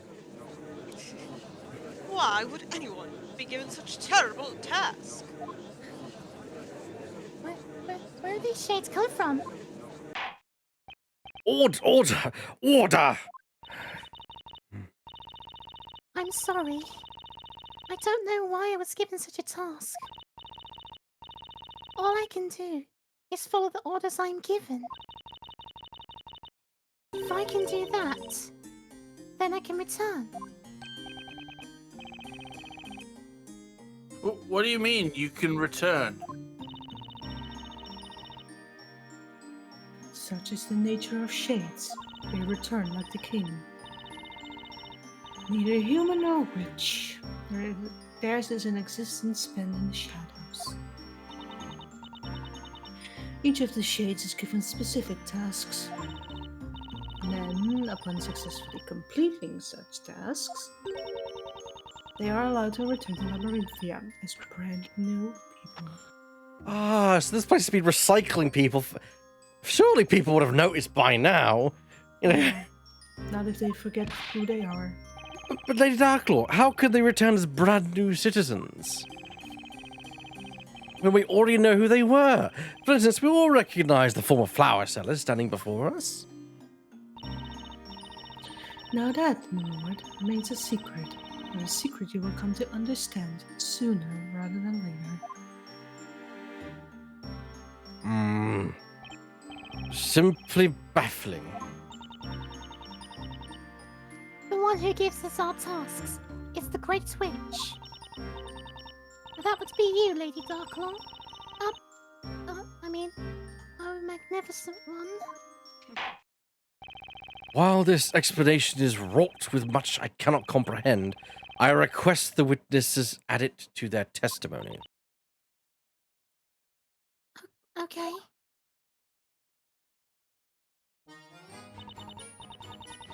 Lady Darklaw was our venerable mistress. She assigned us our tasks. She was the Great Witch. Hold it! Boom. So about these tasks, can you give us any other examples? Shade's tasks must never be discussed with others, no matter what. Rule number 1 about Shade Club: you never talk about Shade Club. She says that even though she just finished telling us about her secret tasks. Incidentally, do you perhaps remember when you arrived back in town to carry out your orders? Well, not really. My memory is still a little fuzzy.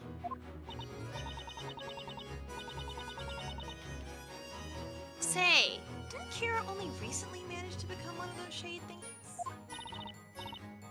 Still, I failed in my task tonight. Come to think of it, when Luke and I had our little run-in with Kira, I remember being blown clear across the marketplace. But I never saw any explosives or gunpowder. Maybe... Kira was given the task of blowing you to smithereens, Nick! Jesus. And we're done. Getting back to the testimony. Oh my god. They are the pair ever. Yes. I am sure there's something here that just doesn't add up.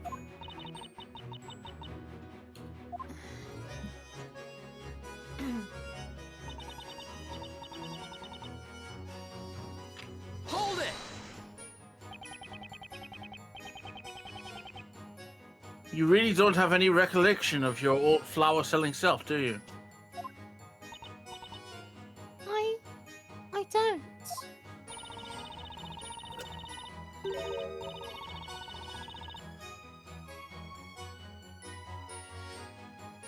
When a witch becomes a shade, they lose our memory of their past life. My voice actress was not away. What are you talking about? They lose their memories? But why? Because we bonked them over the head. And yet you still have some grasp of the concept of magic. Do you not, witness? Let me spell it out for you. Magic does not exist in the Eldritch Woods. Oh, but there are actually lots of things back in the forest that I have not seen in this town. There are things there you haven't seen here? Like really huge machines, that sort of thing. There's one that spits out fire with such amazing speed, and then it expels these huge plumes of grey smoke. A machine that sets fire? Never have I heard of such a thing. Are you certain that these machines of which you speak are not simply magic? You know, now that you mention it, I don't think anyone from this town can actually see those of us from the forest. They can't see you? Could it be something like that robe? How can such a thing even be possible? without magic. Objection. Miss Darklaw, if I may interrupt for just a moment. You may. What is it, Inquisitor Layton? I know my own title, it's fine. Through your testimony just now, we have all come to understand the process of how one becomes a shade.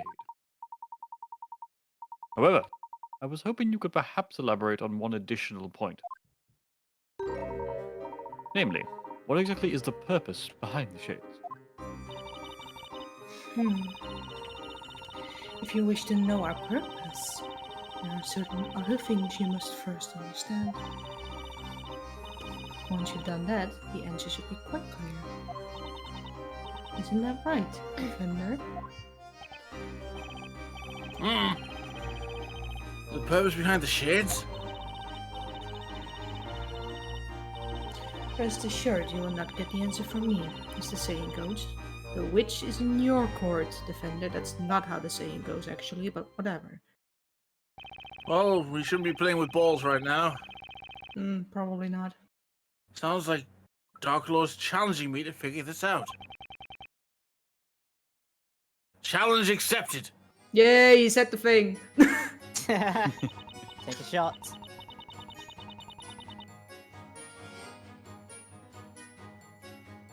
There is but one true purpose for the shades that dwell within the Eldritch Wood. I keep thinking these are lines I've already said. They're not.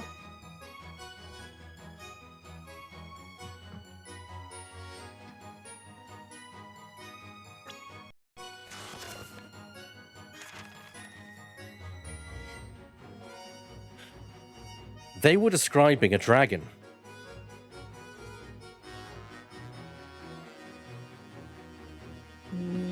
Yes. Question mark. A machine that spits fire. If they can't see it, then they would be. Flamethrower. Flame. Yeah. I'm gonna get on a limb. Objection. It's Sergeant Bash. It's the pyro. I get that reference. I get that reference. I'm glad that you do. And I love the call for a medic. Thank you. Hey, something that doesn't exist. I have a feeling no one is going to like the answer I'm about to give. I'll probably end up shaking this town to its core. But I've got to tell them. The truth has to come out. Since I arrived here in Labyrinthia, there's been no shortage of really strange events. My getting here, for a start. Ignace, Dimir, Godor, Goldor, Hodor, and now Granworm. Mere Before command Buffer, of- Viper, and Bumbor. Don't remember the fucking names of the doors, but that's what I'm trying to reference here. You know what I'm saying. Yeah. Burr, if Burr was here, Burr would get me. Where is here, I assume, in chat? Yeah. I meant anyways, but yeah. Beaver, Viper, Bofer, Bomber. Thank you. There's Billy and Keely. There's Foreign himself. There's Dwalin and Balin, I think. And I think that's all of them. Question mark? It's been a while since I watched The Hobbit, okay? No, I love it. I'm so glad you remember that. It's very cool of you. I Sorry. think it's most of them. I think there's also Gloin and Oin. Yeah. And I think that's still missing There's one, too but I can't many remember which one that guys. is. Too Burr, many. help me! I mean, at the end of the day, there's more than 7, so... Yeah. True. There is. The mere command of magic is in itself a crime, is it not?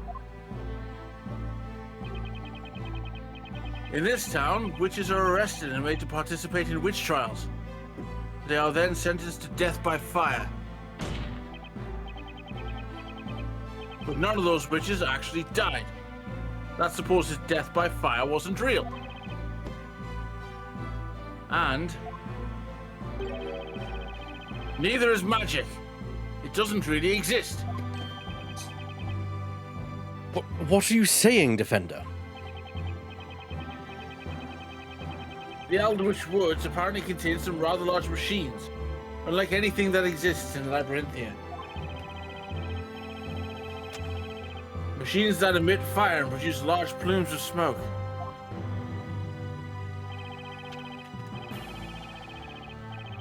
To top it all off, the citizens of Labyrinthia are not able to see said machines. I have Googled it, and the Google answer is now on the bench. It sounds nothing more than magic. Hello. Yes, that's exactly it, Your Honor. Any sufficiently advanced technology is indistinguishable from magic. True.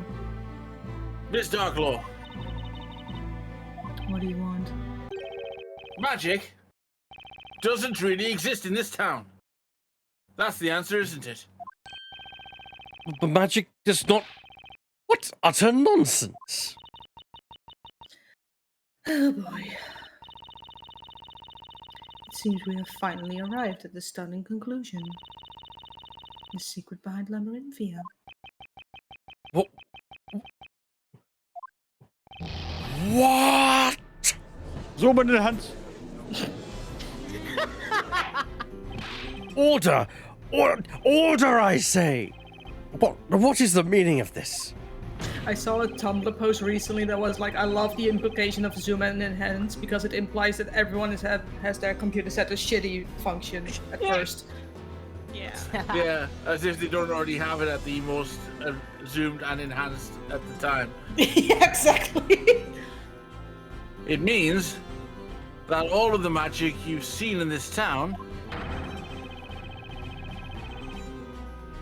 was nothing more than an illusion created to put into motion by the shades. But Defender, the witches, we have clearly seen them use magic. Have we? Let's take a moment to think carefully about the systems employed by the shades. Systems? What is essential in order for a witch to use magic? The witch must possess a Telea Magica and must say an incantation in order to cast a spell. What is it? What system does it run? Windows Vista. We're all going to die. Not Windows Vista!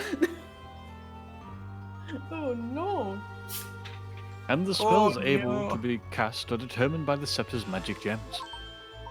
Now, what do you think is the purpose of placing such requirements on the use of magic? What do you mean, purpose? To make it sound really. Ooh, mystical. These requirements are not there to allow the user to cast magic. Rather, the reality is they are there to inform the shades of who should be using magic. Oopsies. It is possible that witches were always being closely observed by shades. That's why they donned these robes, to appear hidden until they were needed to create magic. Create? Indeed. There are all kinds of spells within this tome. It would be quite troublesome if they were simply allowed to use any spell at will. Yeah, it would make the Shade's job that much more difficult for sure. Precisely so. That is why it was imperative that a certain restriction be placed upon the use of magic. Ah, you're referring to the Telea Magica, right, Professor? Of course. No wonder scepters could. No wonder the scepter could only contain only 2 magic gems. Then, there's the incantation. What would happen if a witch could simply whisper the incantation quietly to herself, or not even say it at all? That'd be so cool. I'd be casting spells all day long, and no one would ever see it coming. You never see it coming. What, Fire. Spanish Inquisition? You spent an entire trial proving that you weren't a witch, remember? Oh man. If the witches didn't give some sort of signal, Hey, Maya, you know what would be really funny right now if you just spirit channeled someone? Just Oh fuck god. everything Sleepy shows up. up. Yes. the witch better again. Why has that witch gained a bit bigger? But, yeah. Huge tracts of land! Like, God. No, Oh god. why did I not figure that joke? I am upset a lot that the fact of like in I believe the third case of the second game where there's a lot of discussion about a bust as in like the statue thing. Yeah. I don't think there's no Mia jokes there, and I'm sad about that. Missed Sorry. opportunity. Very missed opportunity. Thanks, everybody. Then On with there the show. would be no way for the shades to know when to cast the spell. Right you are, Mr. Wright. That's my line. You're not here for some reason. The incantations are a way of telling the shades when the witch was ready to use magic. What on earth? Never did I think these requirements could have such a purpose.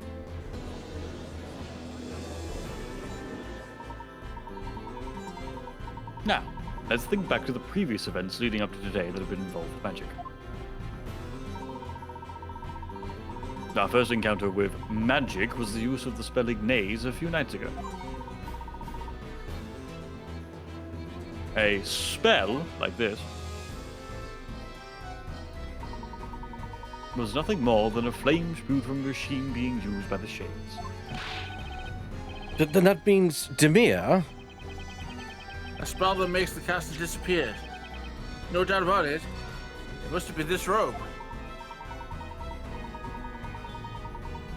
The next is the incident with Goldor, the spell that transmuted me into a gold statue. While I understand this may sound a bit absurd, I can only surmise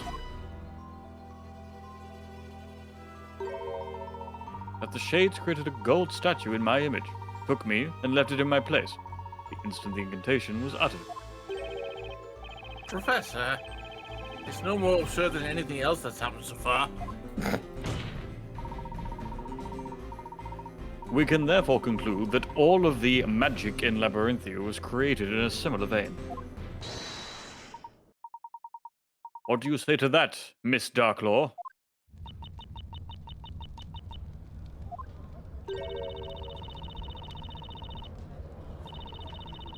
I expect nothing less from you, Inquisitor Layton.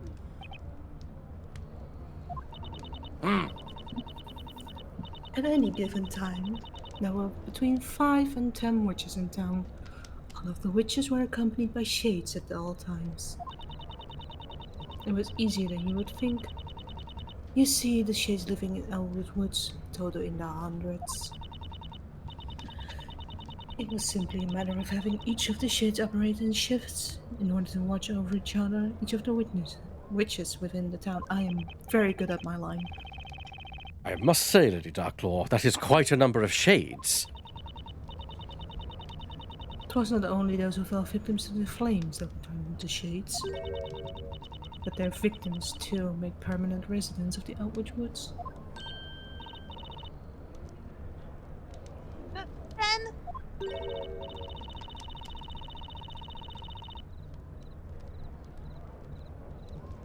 Those two shady thieves from before were turned into shades?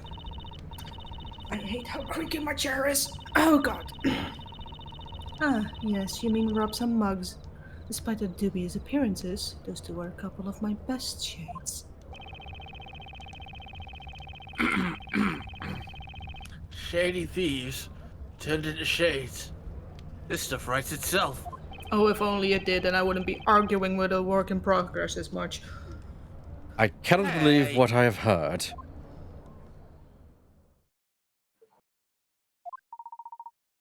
However, there is still one thing I do not understand just yet. I asked the question before magic was revealed to be fake. Now imagine what everyone else is feeling like in the town. Like, wait, so not only they revealed that the witch hasn't been killed, but now that magic doesn't actually exist. And what would that be? It was all an elaborate ruse. You also don't exist. As I have thought you just- were going to say it was all a dream. It's just so stupid to me. Oh god. As has just been explained, we have established that there is no possibility of magic being real. But replicating me with a gold statue to give the illusion of transmutation, for an example. Well, it sounds simple enough, I myself, and presumably also Miss Fay, have no recollection of this replacement actually taking Yeah. place. As Burr said, Goldor has no power. Goldor needs no power. The professor got all bling blingy. Jesus Christ, Maya. The professor got all bling blingy before I could even bat an eye. It begs the question, how and when was the statue created, let alone used to replace me? That is true. The same goes for Godor. It's supposed to create a portal between two green-colored walls. Perhaps. That is exactly why the spell can only work on green walls, Mr. Wright. They're being green screened! Still, it'd be impossible for the shades to get those portals ready so quickly. I also doubt they have the computing power required for a green screen. Don't worry I about agree. it, it's fine. If we take a moment to think, we can see that all of these spells have one strange thing in common. A thing in common? Yes, indeed. Almost as if some time between the start and end of the incident was unaccounted for. Furthermore, any memory I might have had regarding the incident seems to have simply disappeared in the process. I got it. Nick. Yeah. It's just like what happened to Kira. She's got absolutely no memory of her life in Labyrinthia before the trial, right? Yes. I do not remember this Kira you speak of. They yoinked her brain, like Spock! Oh dear. And, oh yeah, when you really think about it, doesn't it seem super weird how the Shades are able to return to town if they complete their tasks? You're right, Maya. I mean, the townsfolk are bound to remember some things about them, right?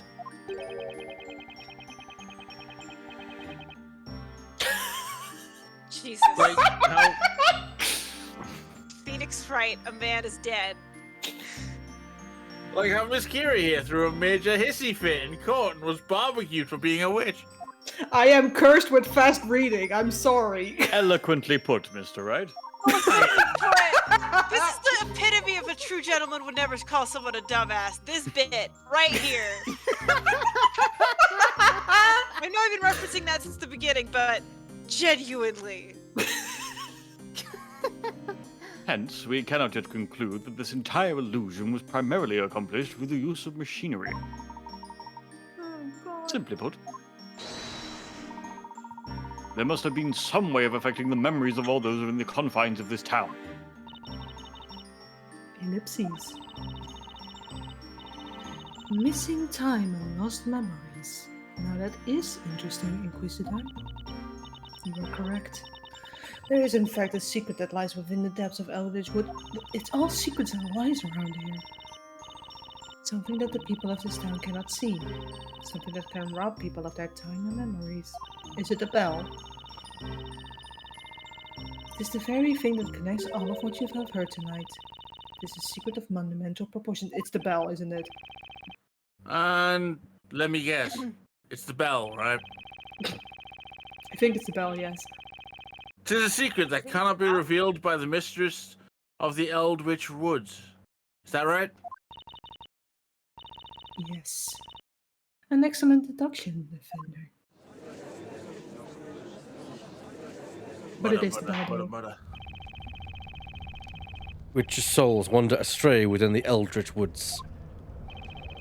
Until tonight, I thought this nothing but a mere fairy tale told to children.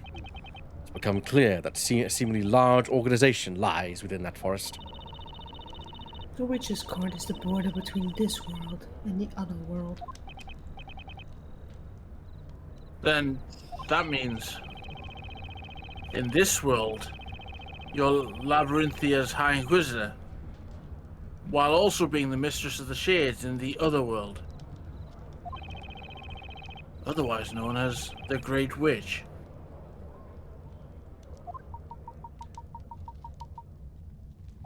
Slow it. May I intervene for just a moment, Mr. Wright? Please go right ahead.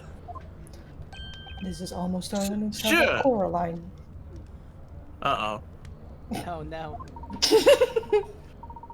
in all honesty, there is still something that sticks out as a little odd. What, the fact that I've never seen Coraline? Particularly in Get- Miss get on it, Darklaw's it's a good previous movie. testimony.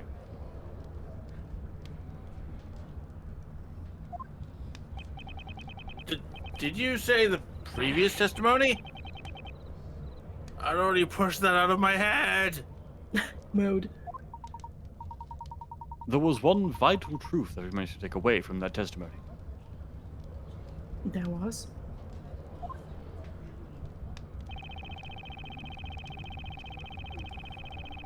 You mean that magic does not truly exist in Labyrinthia? Indeed, quite the vital, albeit shocking, truth. However, there is one more truth hidden within that same testimony. There's something else in that testimony?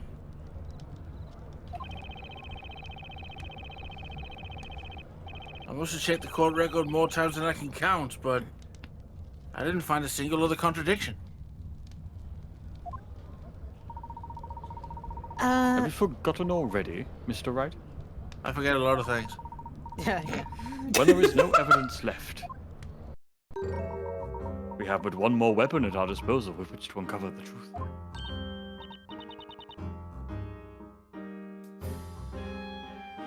Oh, hey! I've got it, Nick!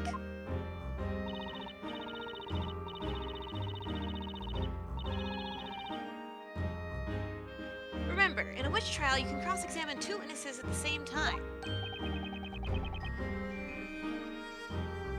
Hey, that's right! I completely forgot. Being able to have a look at two testimonies side by side is bound to turn up a contradiction somewhere. And that contradiction will provide us with a much needed clue.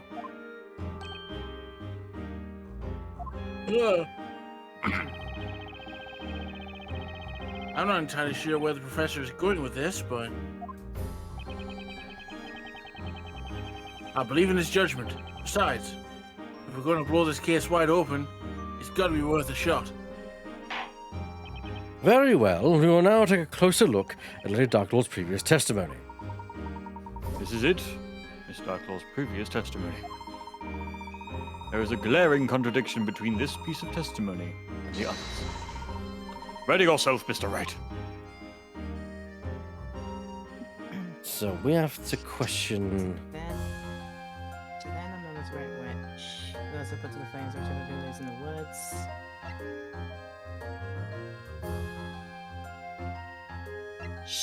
Darklaw says she is. Kira says that she was the Great Witch. That is interesting. Objection! I've moved!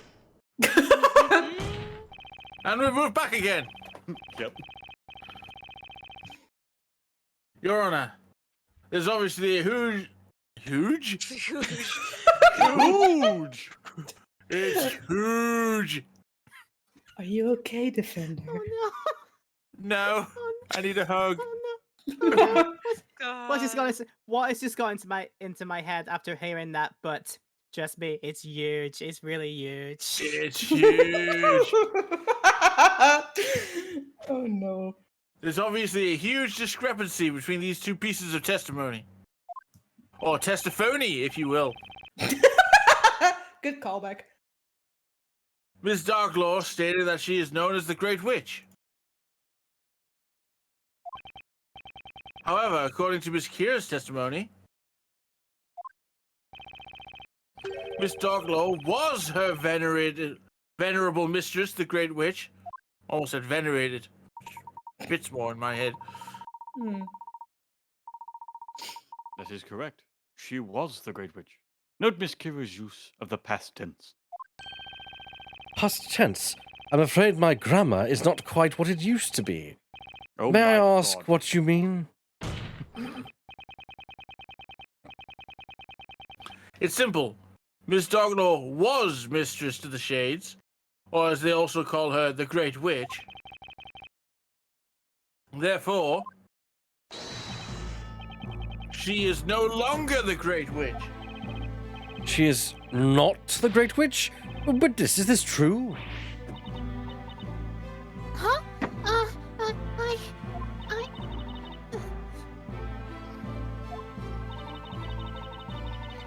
It is as you have heard, my lord.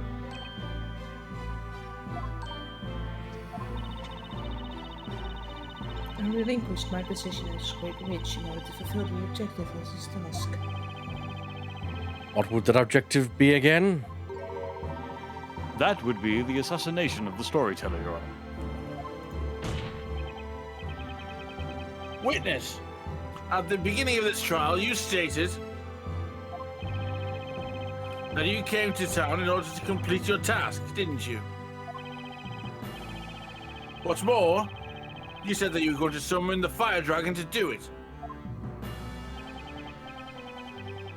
Now, this task, it wasn't Miss Darklaw here that gave it to you, was it? No. It wasn't. So then, the most pressing question is, who was it that gave you that task? Who gave you told the to order? come to Lam- Order I just want the 66. truth. Who told you to come to Labyrinthia and assassinate the storyteller? You can't handle the truth. Thank you, Kay. Sorry. I cannot tell you. No matter what. Alright, so Darklaw isn't the Great Witch after all. Which must mean the mastermind behind this entire thing is... It would seem the defense has worked it out as well. Mr. Wright, you know who really gave Miss Kira her testament, do you not?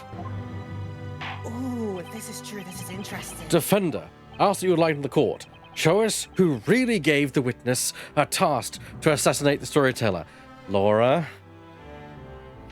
It was the He storyteller. ordered his own suicide. Yep. Take that! The storyteller? We're talking about somebody with the authority and power to replace the Great Witch. Someone who Yeah. calls the shots. Like the most higher up compared to like Inquisitors, High Inquisitors, and then Head Honcho. Yeah.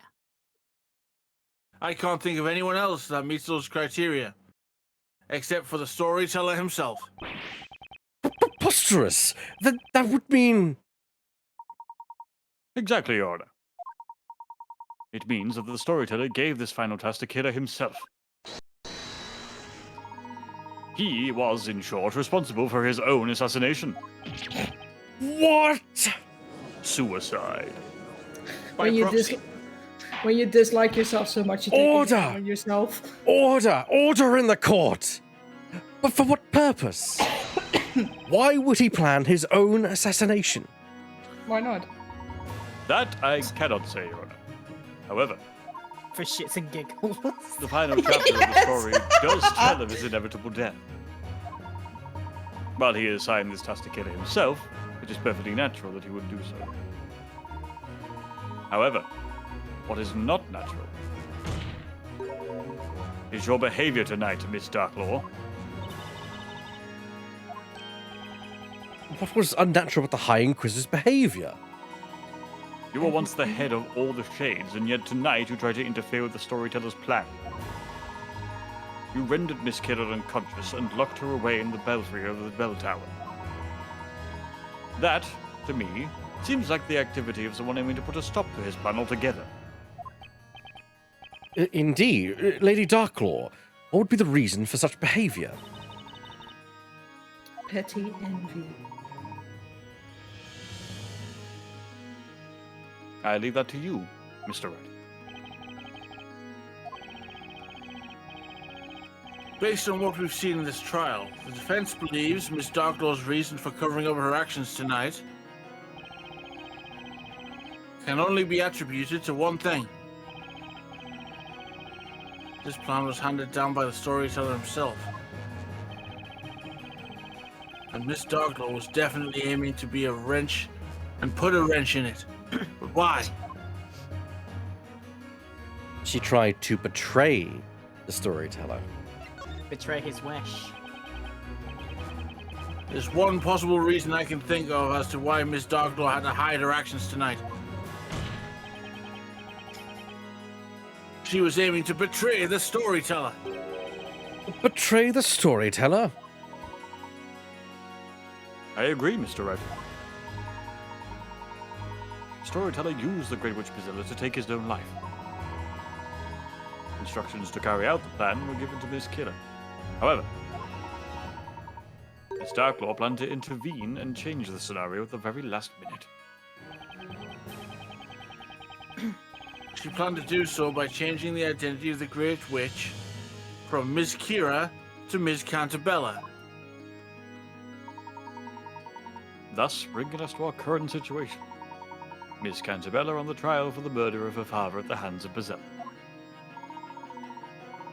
You, Miss Darklaw, seem to harbor a rather strong hatred for the storyteller, if I am not mistaken.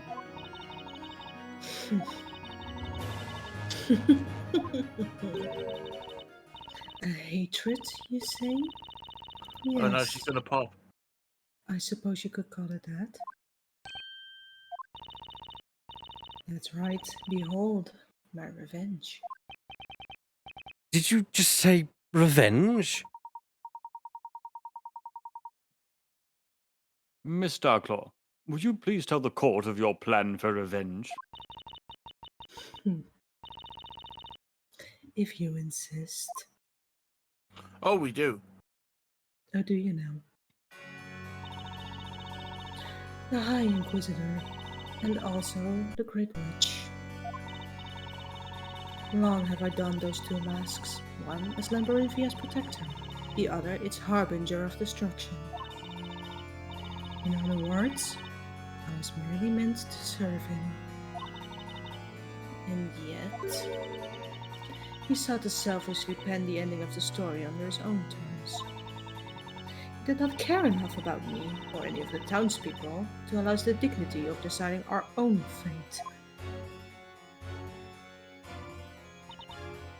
Indeed, what we witnessed tonight was the cowardly act of a man looking for an easy way to end that which he could not properly finish. He cared for no one but himself, hence the sullen sham of an ending. And for that, I will never forgive him.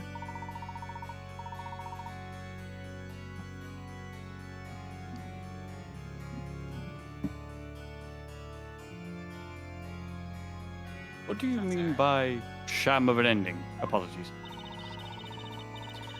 The Great Witch Bazilla is to summon a dragon of fire and end the life of the creator. She will then be put on a trial and judged, thus heralding a period of peace and prosperity for all of Labyrinthia. Such is the ending written for this town and its people.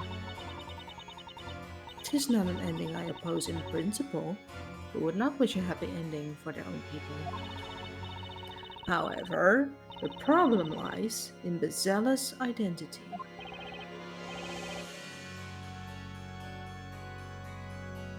Bazilla's identity? As you know, he assigned the role of the Great Witch to this girl beside me. But you're saying that was a falsehood, is that correct? I knew Bazilla's true identity. It's not something I could ever forget. That is why I went to the bell tower, and it is why I took the accused over there. I did it to ensure the true witch foretold in the story was given the judgment she was due. The true witch? You don't mean...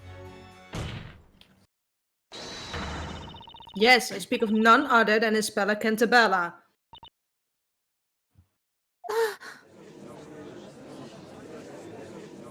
Objection! Miss Darklaw, there is a glaring contradiction in your statement, and I will keep saying that. And what would that be? It's supposedly common knowledge that Bazilla is capable of using all magic. However, that is far from the truth. Magic does not actually exist in this town. It was all one giant illusion created by the shades.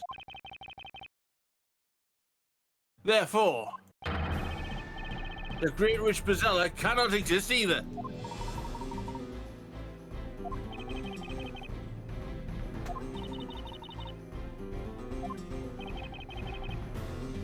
Well then. You fool. Defender.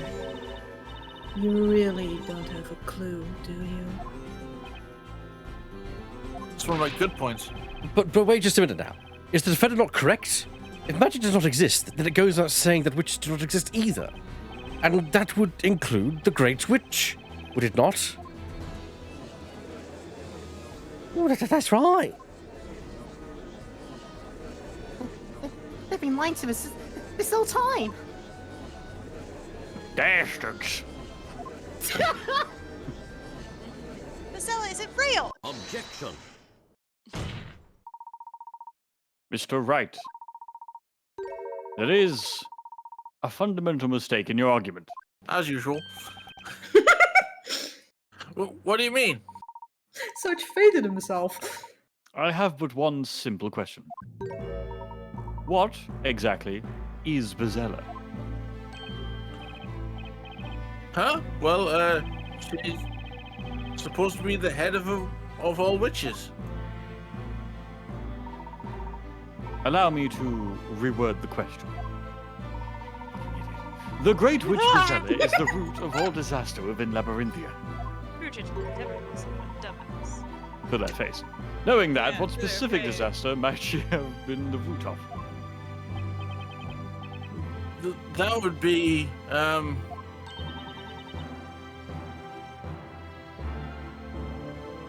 We just thought of something. is it everybody asks who is the Great Witch, what is the Great Witch, but nobody asks how is the Great Witch? Or why is the Great Witch?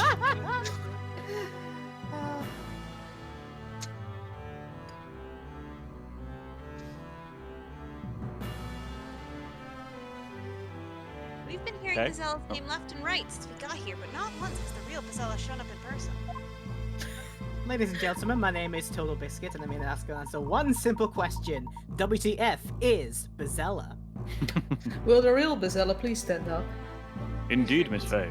Bezella herself has been virtually absent from the story thus far. But Inquisitor, did she not claim the life of the storyteller tonight? It would appear so, Your Honor. However, there is just one more thing. Consider this. Which particular story is every citizen of Labyrinthia most familiar with? Well, that would have to be the legendary fire, right? Precisely. Surely you're not serious. As the name implies, that is but a mere legend. No one knows for certain if it occurred. So they say. But the reality is there are still traces of a terrible fire over the town today.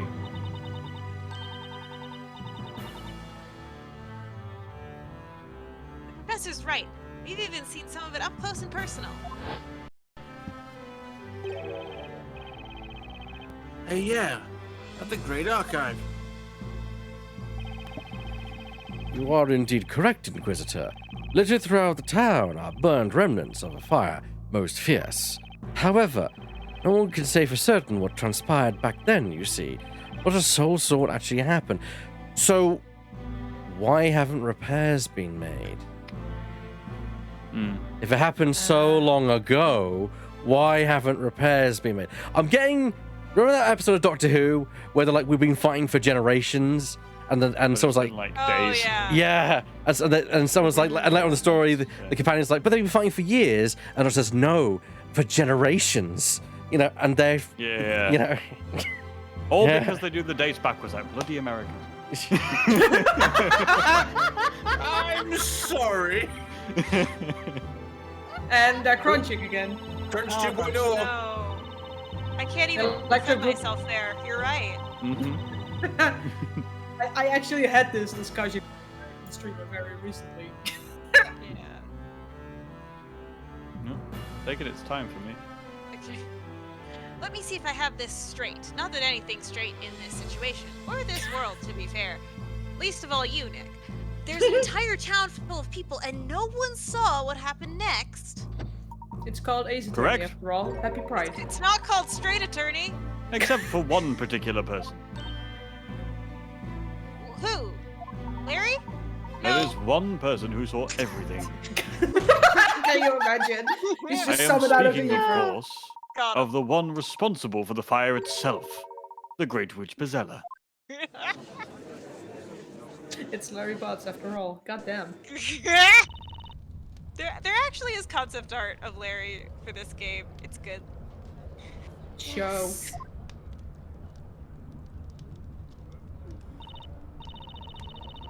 I remember it. All of it. Remember. Isabella, what are you saying? Simba. When I close my eyes, I can picture it so vividly. The awful sight of the flames engulfing everything they touched. The scorching heat on my skin. The smell of burning cinder all around me. The large plumes of black smoke. The warm tears streaming down my face. I remember it all.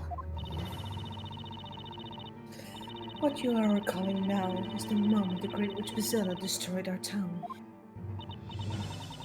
Well, it appears my role here is finished. As for the rest, I leave it in your capable hands, Inquisitor.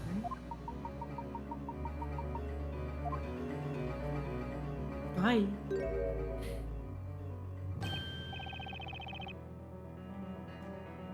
Huh? Darklaw. She Peace out. just vanished into thin air. My final message. Goodbye. I guess that's no to lunch. That is indeed no to lunch. She's right. These memories are proof that I am Bezella. But Isabella! Mr. Wright. Hmm. Remember, if you will, what I said at the beginning of this trial. I came here to prove that Spella Cantabella is, in reality, the Great Witch Bezella. Dun dun dun. Right. There is still one more thing I wish to present to the court. I would like now to call the final witness to the stand.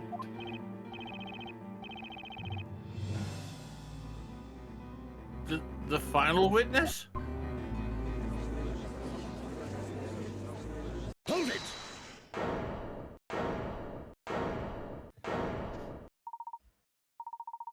Ah, it would appear he has arrived.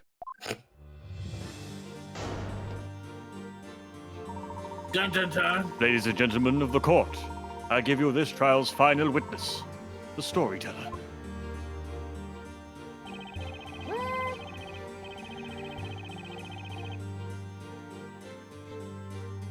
I assume this is Phoenix. Yes. I think it's Phoenix. Yeah, Phoenix Yeah. narrates. And just like that, he appeared. The man who died not hours before. And the victim of this very trial, the storyteller himself. The professor sure chose one heck of a final witness. Morning is drawing closer and closer. How this trial will end is anybody's guess. Dun, dun,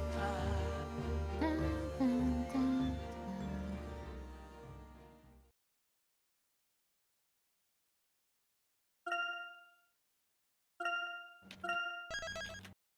Okay, so I don't think we've got enough time to clear it all within the last hour. But to maximize that, yeah, go on. Yeah, I was about to say let's do as Epilogue. much of the first story, the epilogue, as we can, and leave it at a point somewhere to do it from the next time we can meet. Sure, Yeah. that makes sense to me. Shall we go for another 45 then in that case, or? Yes. Yeah, go I to would the top of the hour. That makes prefer- sense. Yeah, Yes, just because I do have work tomorrow. Yes. yeah. I don't quite know what to say. I am truly shocked. I can tell by your eyes. See the storyteller again, alive and well. I tell you what we'll do is, if we finish early, whatever we do on the next session, we'll just go into the memes Yes. rather than kind of start the next show, as it were. Anyway, Yes. to see the storyteller again, alive and well. This was most unexpected to me too, as I did not plan to appear for you all again. I was convinced that you would all see the last of me at the parade. But this is the trial for your murder. A murder. And you are alive. A murder most Yeah, foul. see? No one was killed. So let's call this whole thing off and never have witch trials again. Let's call the whole thing off. Yeah. It's not all sunshine and rainbows here, miss. Whoa, Maya. Take it easy. We're still in court, remember? Also, since my main girl peaced out, I would like my hot potato of Espella back, please. If she pops up. If she pops up. That's cool, yeah. What's the point of this? The storyteller wasn't killed.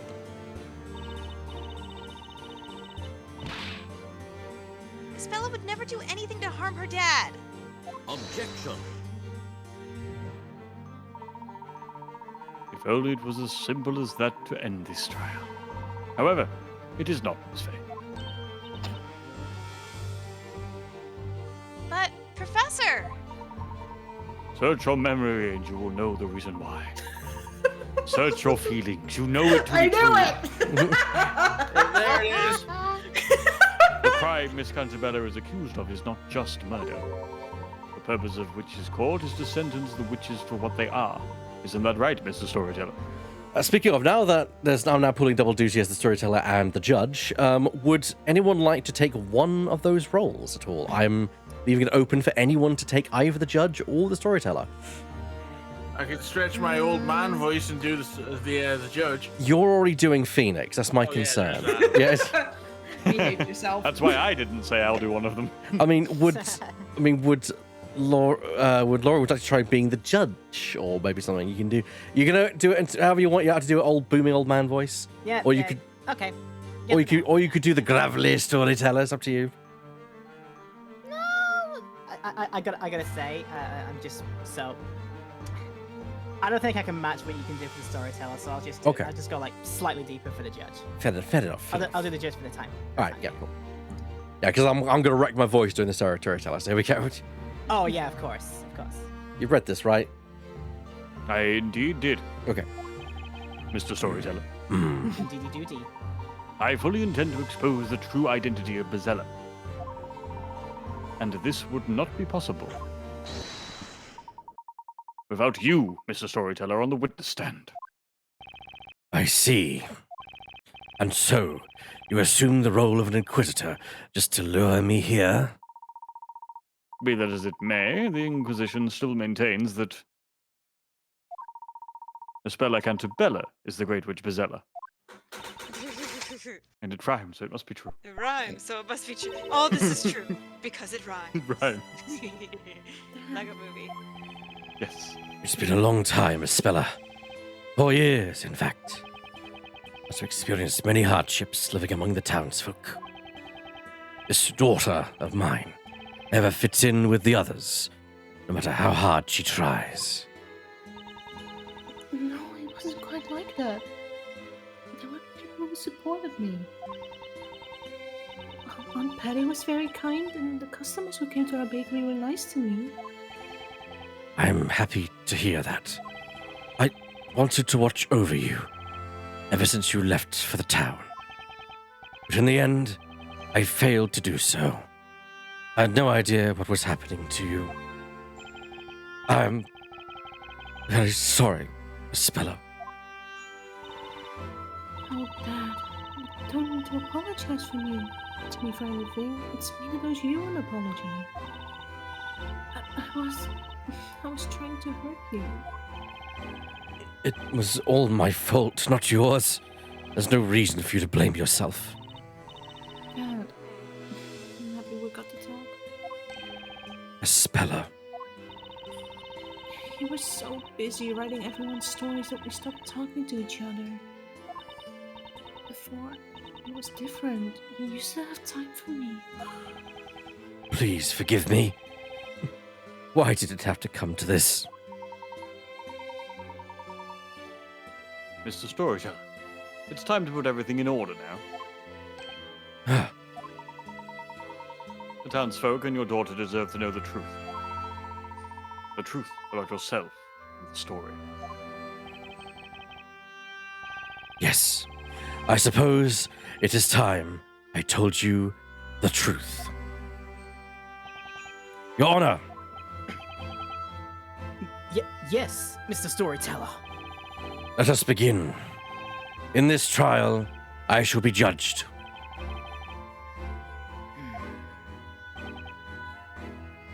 Understood. The witness shall testify. People of Labyrinthia who have gathered in this court, I will now tell you the true story. Many of you will certainly find it hard to believe and difficult to accept. Nevertheless, I ask you to please lend me an ear and listen with open minds. As Speller, my dear daughter, I ask you to do the same too. Ellipses. Right then, I remember this sequence, and I'm expecting some very live reactions from our cast members Witness here. testimony. Oh dear. The truth about Labyrinthia. The truth. Go for it. Truth. You can't handle the truth. Although you know me as the storyteller, I have one other more identity. I am the president of Librarium Inc. This whole town is one of the Barium's research facilities. It'll be hard for you to comprehend. This land is rich as a very special substance which affects everyone who lives here. They're here for the oil. This substance, No. this substance enables the manipulation of people's minds, and that is what Librarium is researching. This experiment began 10 years ago. Townsfolk all became test subjects. Hmm. If it's the oil in the water, if it's the oil here, don't tell the Americans. Coming for you. Wait, so hang on. It's a fucking just like normal corporation who's like, I know what we'll do. We'll just set up shop and kidnap a town for 10. They got a fucking WandaVision on this shit. So yeah, I'd like to point out that you say like it's a normal corporation, as if a normal corporation wouldn't do this sort of thing if they could. Fair point. Ah, God. Sorry, continue. David gave up on the game. My disappointment is immeasurable, and my day is ruined. I have to. No, that was exactly what I was expecting. This was the thing I was waiting for. The thing I was like excited to happen. This specific testimony, because I think about it all the time when I think about this game, and we'll get more information. Rest It assured. was never but magic. It was just corporation gonna I will corporate. not explain. I will not give any more information than the game has, but I will give. Oh yeah. Oh yeah. I will give, Sorry, however, carry one piece of information that is interesting. Labrellum is a anagram of umbrella, which I think is a Resident Evil joke. That would be, yes, okay. It is a Resident Evil joke. They're making the P virus. Everyone started no. laughing so hard that like my Discord froze and people didn't light up for like 2-3 seconds. That's great. Oh no. Shout out to the Resident Evil fans, I guess. It's y'all are the fans. Corporation gonna cooperate. Oh Right. God. I don't understand. What does it all mean? Interesting reaction, but what does it mean? I mean, when I first played this game, that was kind of like my reaction, like, wait, what? I don't quite understand what I've just heard. I don't blame you. I suppose all the townsfolk are just as confused. Wait, Labyrinth. hold on. Sorry. Kay, please tell me they explain how magic book teleports them there, though. Like... I'm Why- so tempted why to are you just worried put on about my it? camera and then like put my finger over my lips, like. Okay, sorry, carry on. Labyrinthia is Hi. Labyrinthia is an artificial town created entirely by me. But of course, That question As- took them out so far they just left the Discord call. as artificial as it may be, it is the reality for those that live here. The past 10 years, I've been bringing the illusion to life by writing the story. I am lost for words. It feels as if the whole world has been turned on its head. Welcome back, Kay. It crashed. It crashed. No. Oh, it actually crashed. No. Your Honor, Terrified, though. it's I'm certainly so not an sorry. easy matter to grasp this new situation at once. Yeah, my Discord Regardless. crashed about it. Regardless, I suggest we hear more of what the witness has to say. The question of the book was too much for your Discord to handle. Yeah, no, I was Yes. just trying to say shh. Discord didn't like that, apparently. And it literally did it. Yeah. Yes, I agree. Let's continue. The defense may begin the interrogation. Thank you, Your Honor. Oh boy! I wonder what pressing's gonna find out in this. They were just like, we just press everything for this. Yeah. Wait, hang on! Yes. Fuck, I'm on, my head hurt. So... and Luke and Phoenix and Maya ended up here accidentally by picking up the book. That's what I mean, unless this all gets changed in the next 5 minutes. But like, they pick up magic book. They are now accidentally here. The storyteller's pissed that Layton's here. He's been over that, obviously. But like, if that's the case, then why did he just fucking like wipe their memory and drop them back out? Why has he kept them here? I mean, Who knows? Consider the following. it's hard to There's kind of. other forces at work. I don't care Goober. about other forces. This is Answer- stupid. Question answered. There's another person here who's keeping the interlopers here. Duh. Ooh. And who the hell Sorry, would that be? I'll try and Wow. stop derailing us. I'm trying to diffuse this like easily because it's like, bro. Phoenix's reaction is like, huh. Are we sure that Professor Divot isn't playing Phoenix right now? that is me. That is. You don't have my webcam. That's what I look like, Yeah, no, like especially in this fucking heat. this is Oh, yeah. this is again. This is why I was looking forward to this because I knew everyone would be like, "What the fuck?" It's great. Oh, I'm glad my pain is good for you. Did you not see the like thing about like the recent the like emotionally heart-wrenching thing? The like meme? I'll find it from last time.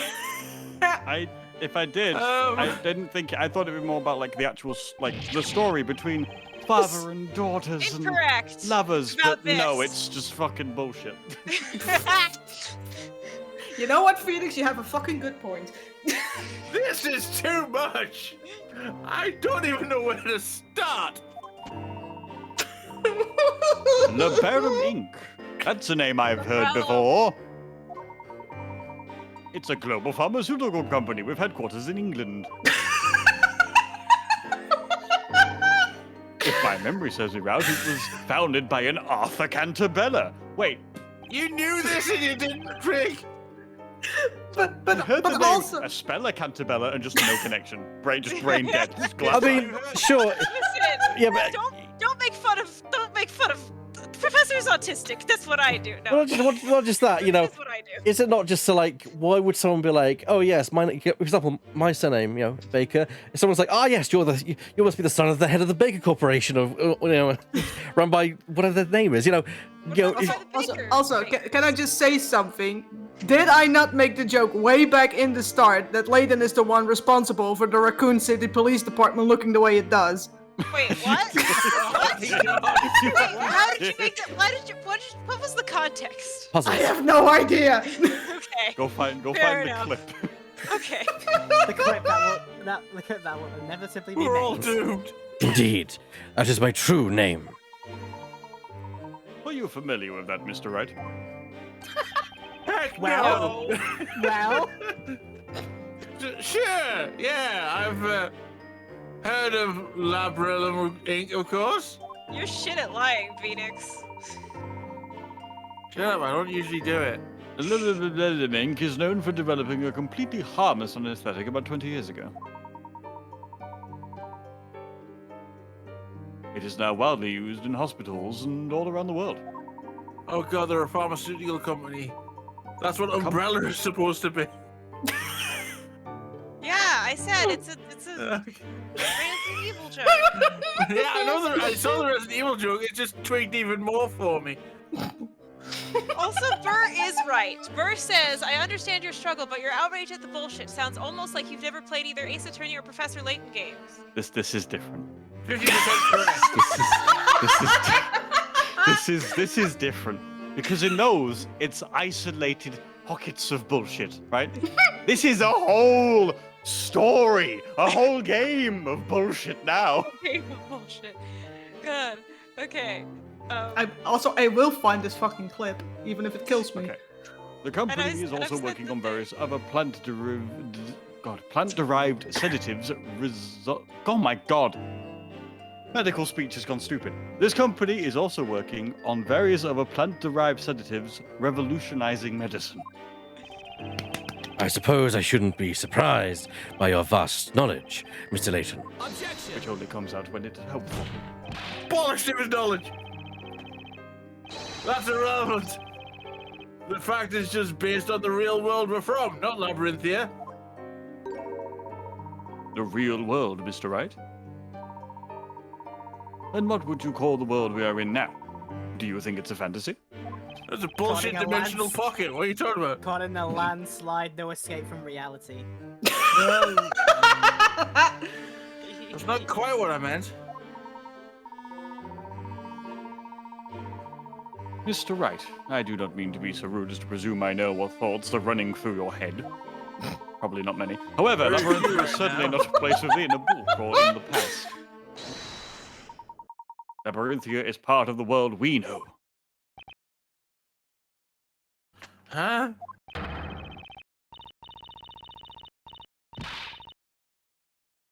But how could a town like this exist in the real world? I just thought you were like, having prolonged hallucination at this point. I don't know. Do you think it's impossible? Why would that be? Are you saying that everyone would know about an unusual town like this, if it existed? It's something like that. Anyway, it would be on a map at least. Unless. No, I'm afraid that it cannot be so. Huh? It's got like a fucking Google Glass. This town is not marked on any map. It doesn't officially exist. What do you mean? It means The we've an- Bermuda Triangle this bullshit. The answer is quite simple. Nope, moving on. It's a laboratory research facility, so it actually wouldn't be on the list. Wouldn't be on the map. This whole town is a research facility? It's like Lost. Yes. I think This I whole haven't seen Lost. This whole area is private property of Labrelium Inc. I mean, the ending of Lost would kind of make this entire thing a bit more morbid. Are they in purgatory or were they not in purgatory? I never think that's the found whole out. point. Is they're all in Okay. like. I think part of the thing was like people figured out they were in purgatory too early, so they like kind of juked and weaved to make it like seem less like they were in purgatory. I don't know. It was weird. I never watched it, but I found out the ending and we're like, yep, it was worth not watching. So they own all this land then? That is why Labyrinthia is not marked on any map, and people from the outside cannot enter. We have taken measures to ensure this town is not noticed by local residents. What measures are you talking about? Consider the fact that magic is supposed to exist in this town. Perhaps special mechanisms that were used to create magic also serve to conceal Labyrinthia. There are limits to what magic the Shades are capable of producing on their own, after all. That is the case indeed. The magic this town has been made feasible owing to the latest technology. Technology? Tricks? Technology! And do you wonder people are afraid of technology? Sorry. Oh my god, that burst from me almost entirely unbidden. I felt like I was possessed for a second there. I'm so sorry. That was really loud. But I hope that came across. Thank you, everybody. Tip your waitresses. Thank you. Thank you. Good night. Much love. Technology? Tricks? I don't believe this. Say the line, Laura. Say the quark line. You win again, technology.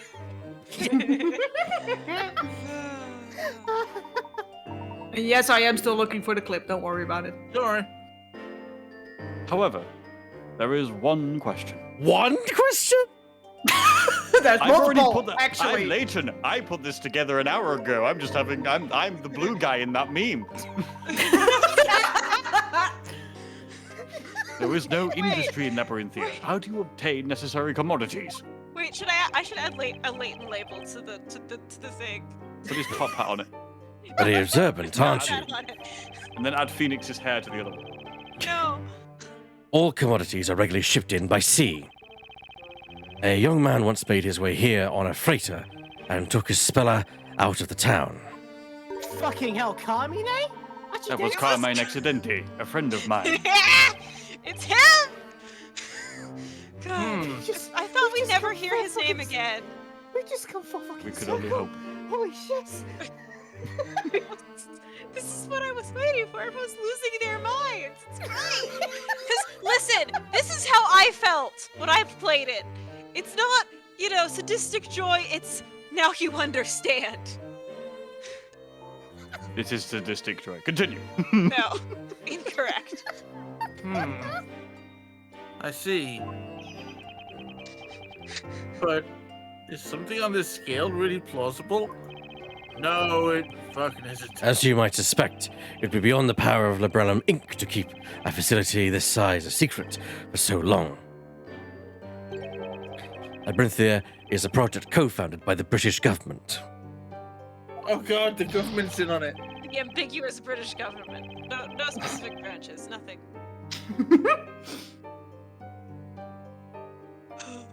What? It's a government project? What would their stake in this be? It's very easy. I mean, when we have someone like Boris Johnson in charge, he could sign anything once you put on Disney. Yes. Okay, I was hold not on. Gonna make the Torah It would be joke. 2019 in the Ace Attorney universe. Does that help? Oh no. I've got to look who was in power in 2019. I don't remember who was in power. It was either Boris or Theresa May. That's Either way, it's bad. been Tories in charge. That's not good. Oh god. A thing that is able to eliminate people's memories. That sounds like something we should invest research in, British government. Oh, do we all agree, Conservative Party? Oh god. Fucking hell.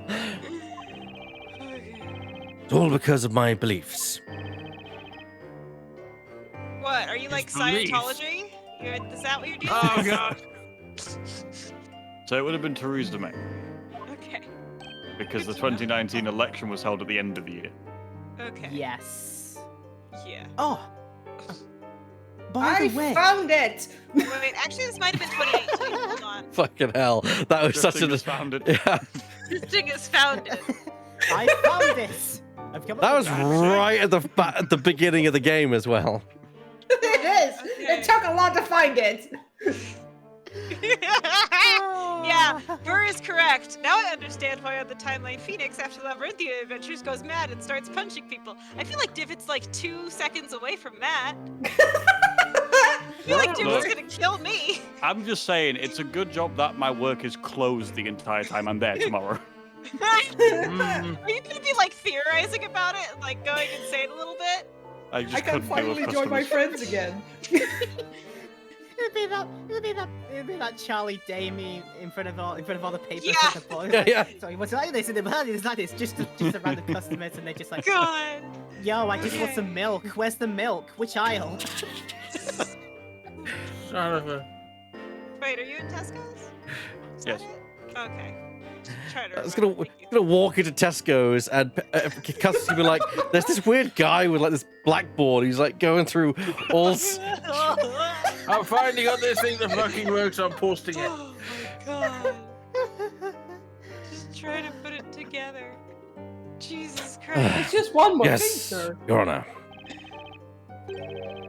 What is a research facility? I've never heard of anything like that before. Oh No, boy. you have. Yes. I was careless of me. Naturally, you wouldn't know what it means. And How- is that your fault? Yes or no? How should I explain? This whole town is my creation. They done knew that. We know. Ah, We know that shit Yeah. already.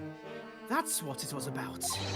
Anyway, did I miss anything of value while I was hunting for that clip? I don't know about of value. Define value. Define value. Is there anything I need to be aware of before we continue? I mean, just Divot losing his mind, but he was doing that already. Fair enough. Continue. It's fine. Oh, fine. There's plenty in the clips for you to make. Yeah. True. In other words, it's all your story. That makes it all clear. It does. We're gonna miss you, Honor. It does not. It does not.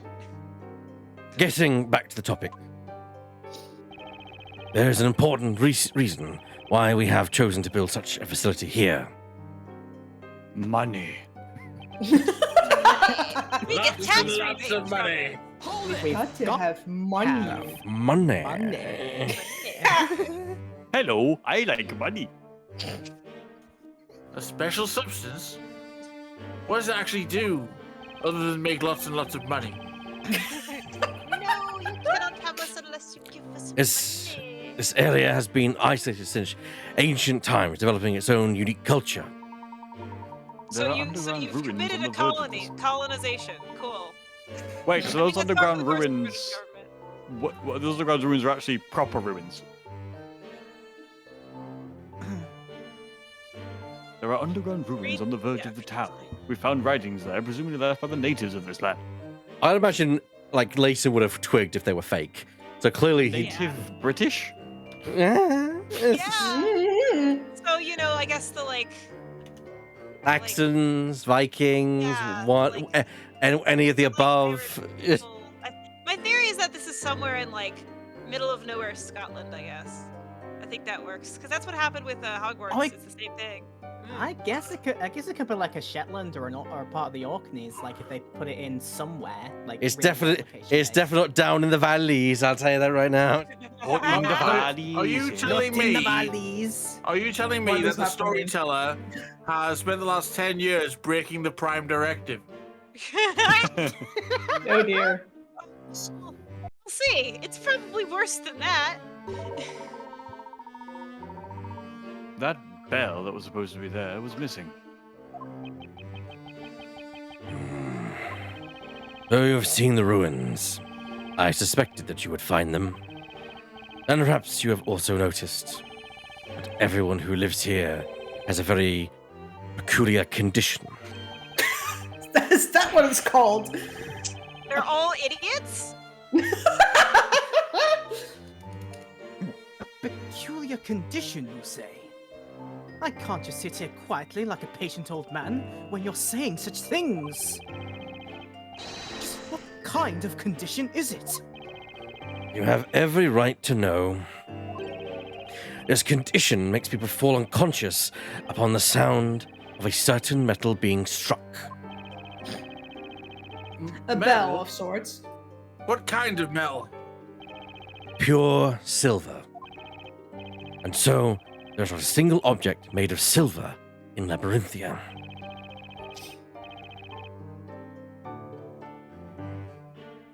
Now that I think of it, that's true. Just imagine what a disaster a fancy dinner would be. If everyone fainted whenever they use silver cutlery. That's where your brain is going. I should say, I definitely did have a breakdown like this when I first played the game, but I had to go through it alone. Oh no. Okay, I had to go through this shit alone. One. And this is and why. two, I Go made on. a fool of myself in front of a guy who had played more Layton games than I did. When I played Curious Village, it made a little more sense, a little bit, and I got a little less upset. But like, I was going through this alone. And this is why, Podcast recorded that. Yeah. This is why, despite having about an hour and a half worth of gameplay left, I knew we were not going to get it done in the hour, because even though we could have stretched it beyond to an extra half an hour, with all the kind of like what on earth is going on and discussions, we were not going to get through. We were not going to get through that. I have a feeling this might take us the entire 3 hours next time. Yeah, I'm also thinking that yes, you did it on your own, but with all of us here together, all of us reacting and then reacting off each other, we're creating a feedback loop.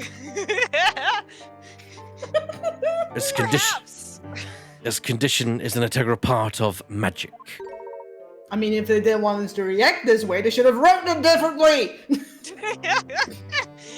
I mean, we're going to be off for Professor 2 Layton weeks. makes I don't sense think I'm going to challenge. finish processing by then. Wait, are we gonna be out for 2 weeks? We're not airing next week Oh, because okay. unfortunately Div's away and I'm in America. Oh, I'm glad okay, you said okay. that I before I forgot took a about drink, that. or I would have died. I forgot about that. Okay. How so? All inhabitants of Eldritch Woods carry small silver bells. I see now. No, I don't. You do? See The what? shades ring the bells when they need to create the illusion of magic. You can ring my bell. Everyone present falls unconscious, and the shades set to their work. Like, how did they not miss the time jump? I will say that is something I object to very strongly. That's Don't like the worry thing that about still it. fucks No, with me. shush. Okay, fine. They just set the clocks back before everyone wakes up. There are no clocks, but they can't set the sun back. Yes, they can. No, but would you know? But would you notice the sun is out of position when you're not really paying attention to that? If the sun jumped positions, if it's like during the day. I mean, sure, if they're unconscious for an hour or something like that, No, but they're like, not gonna be. Yeah, but like. Okay, we'll have this discussion later. Fine. We're making the problem worse here. We need to talk about this. Oh, look at where that shade's hand was. So that's the secret of the time-stealing magic Darklaw told us about. I did. She told us about that. I don't remember. I don't remember. Now that they mention it, What the fuck are you talking about? I don't know. Oh, we did find the silver bell. Kira had a small bell on her when we saw her back in the marketplace. we have been researching this condition at Librelium Inc. And finally, we discovered its cause. It was the groundwater. Water causes it? Turns the friggin' frogs gay. So groundwater can A, turn the friggin' frogs gay, and B, make you pass out when you hear silver struck. Yes. And C, turn a cloak invisible. That's just nanotechnology. Well, no, that's not been explained yet. That whole thing's not been explained. The groundwater contains a certain unique substance found in the soil in this area. So if you drink that water, you get this silver allergy thing. Oh, great, I they're should werewolves. say, plot hole of like, what the fuck are the Eldritch Woods people drinking? If they're the shades. Tree sap. Oh God. Well, I mean, if you want to keep it with the medieval setting, beer would work.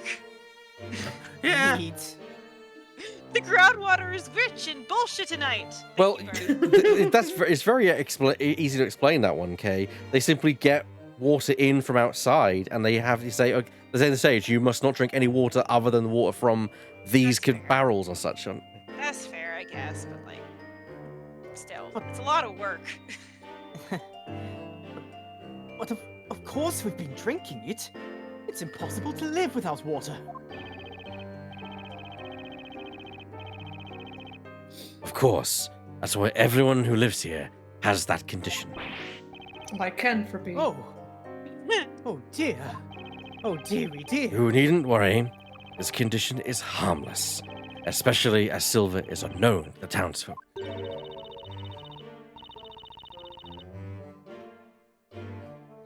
Something's still not quite right, though. The sound of silver bells makes people pass out. Why don't the shades pass out too? Maya read my mind. I had forgotten they answered this. Although the effect of the substance in the groundwater is powerful, it doesn't last long. They pee a lot. The condition will vanish after a day or so without drinking that water.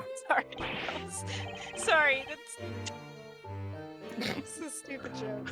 As somebody who gets kidney stones, I just felt like that was the best way to explain that. Sorry. That's convenient. Is it? That substance effects aren't limited to humans. It can also affect plants to a great extent. Plants are affected by it? Yeah, the plants faint when you ring the bell.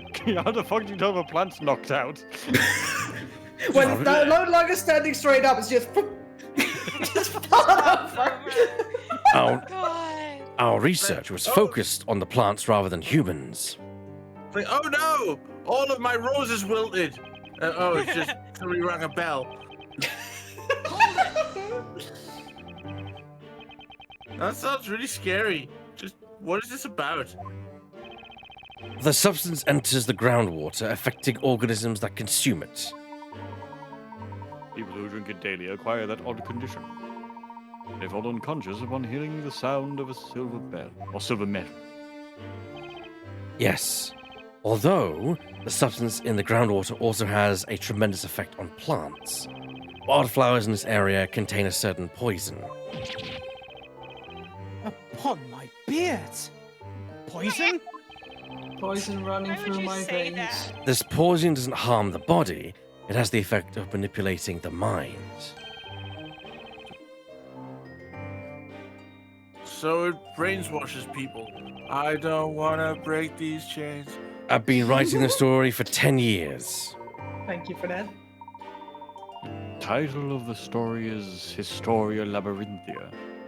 I've seen Alice Cooper live. Of course I'm going to know that one. Nice. The ink I used to write it was made from those plants. Oh, Nick, do you remember how funny the ink smelled? No. That was the gas release when the ink evaporates. And that's where the trick is.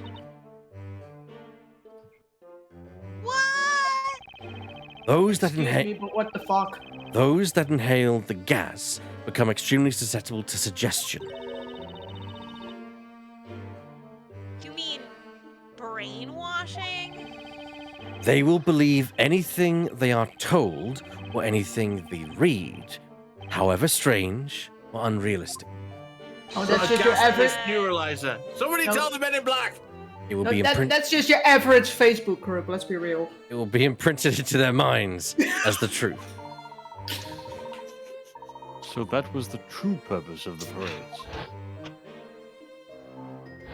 Oh yeah, they did just throw the papers out willy-nilly, didn't they?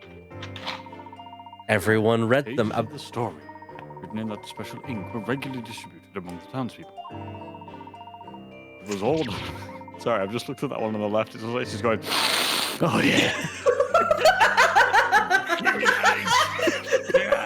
Enough of that weird ink smell.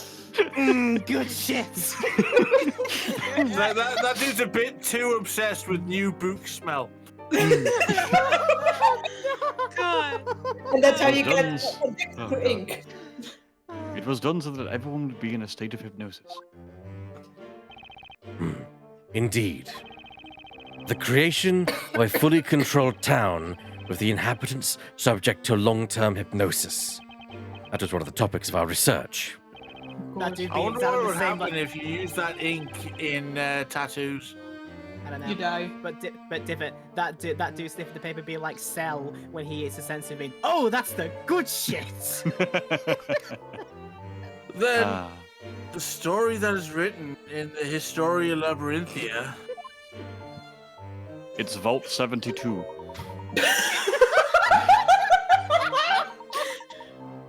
You could call it God, the self-fulfilling Vault prophecy. Tech. Realized through the Shade's work and the hypnotic effect of the ink vapors. Is that how it was all this time? Labrellum used hypnosis to control all these people. It was super effective. I can't believe that the government was supporting that. Oh, I can.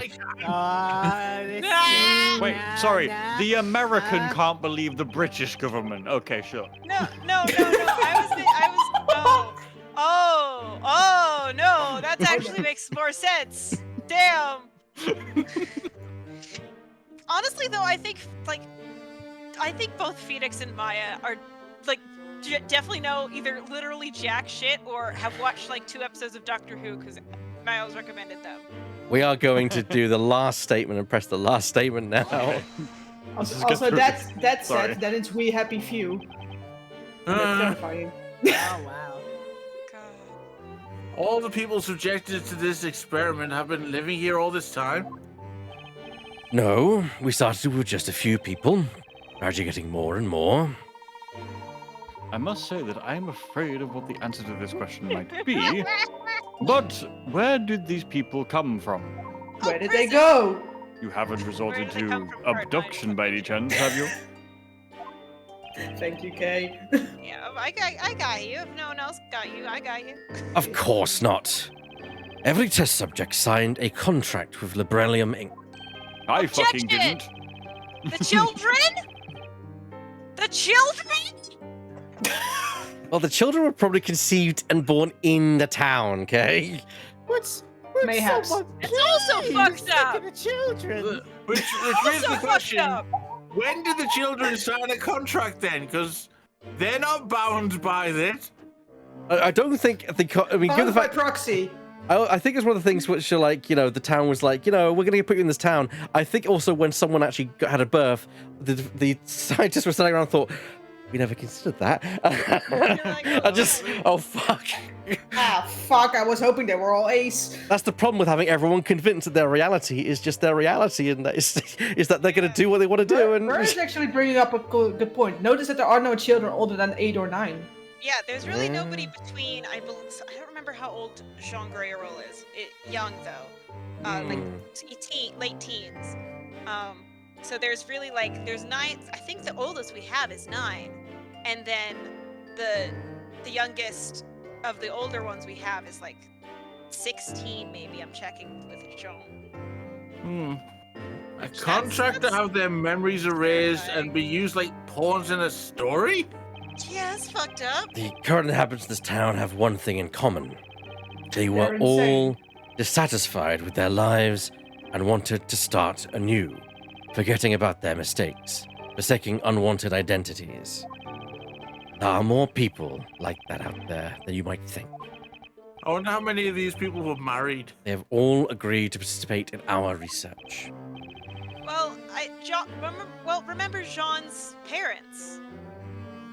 Jean's parents, who... Yeah, okay. Keep going. I can't think about this too long. You'll hurt yourself in confusion. Yeah. But that's insane. Yes, Phoenix. It's not as unreasonable as you might suggest. We give them a new identity, a chance to start their life again. In return, they subject themselves to hypnosis and live in this town as our test subjects. In order for this project to be possible, we suppress their memories of the past, including the memory of signing the contract. So ultimately, You're not aware of what is going on. I couldn't agree more. I've got no idea what's going on. Let me make this clear, Mr. Wright. We do not erase their memories. We suppress them. They will regain their memories of life before Labyrinthia, once their contract is over.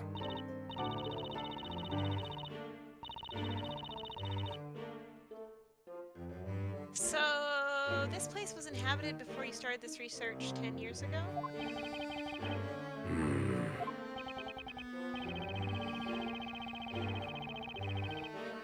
And you've managed to keep everyone in a state of hypnosis for 10 years straight?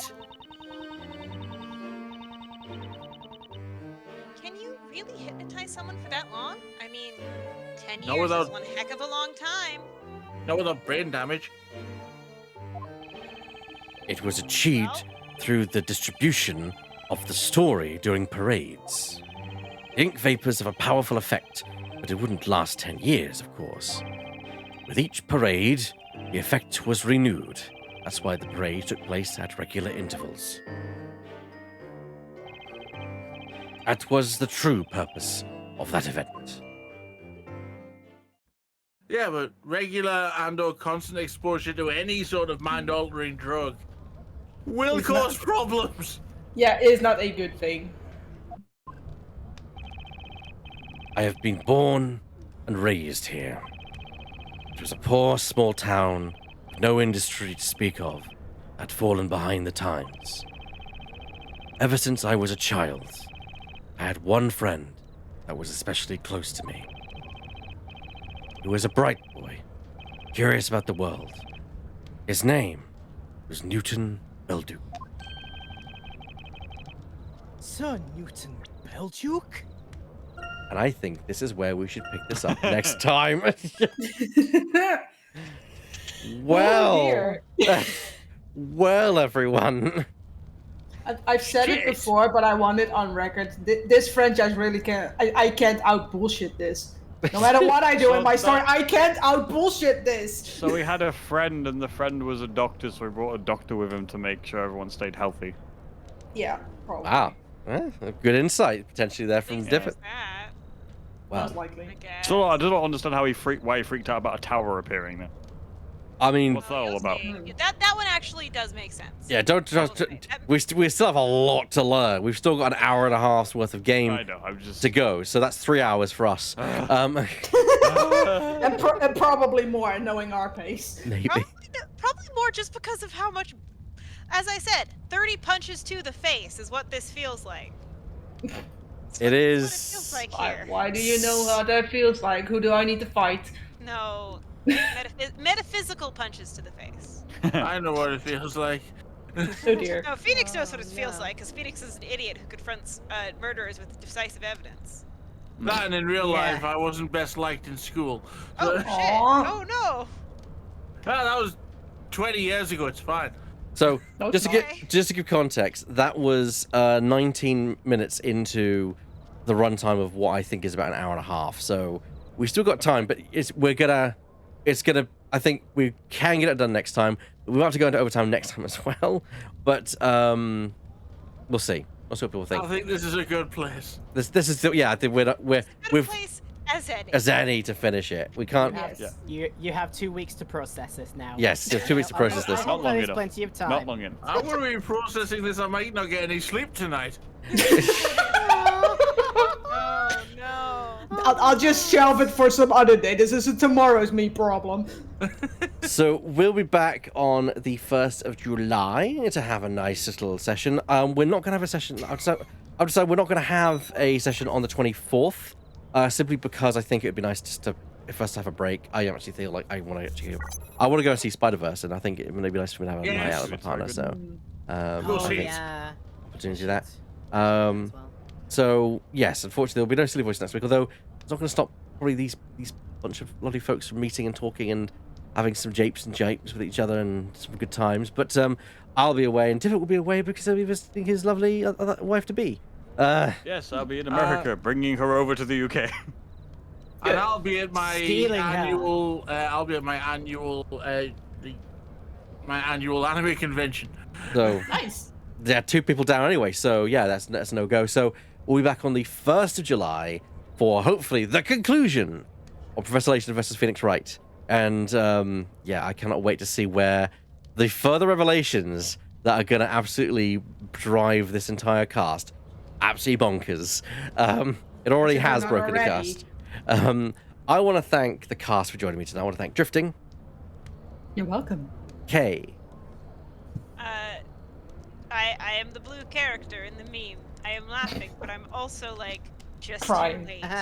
Just wait. Laura, I'm pooped. Lemming, I'm going to be spending the next week and a half processing this. Divot, As we get close to the end of this Layton Wright affair, puzzles solved and mysteries laid bare, logic and justice intertwined, a streaming adventure truly divine. So bid adieu, fans big and small, for now it's time to end the brawl, but fear not, we'll return one day with more excitement and Silly Voice Saturday. good night, everyone. This is amazing. Oh my gosh. Good night, everyone. Can't top that. Good night, everyone. Yeah. Good Peace. night. Bye.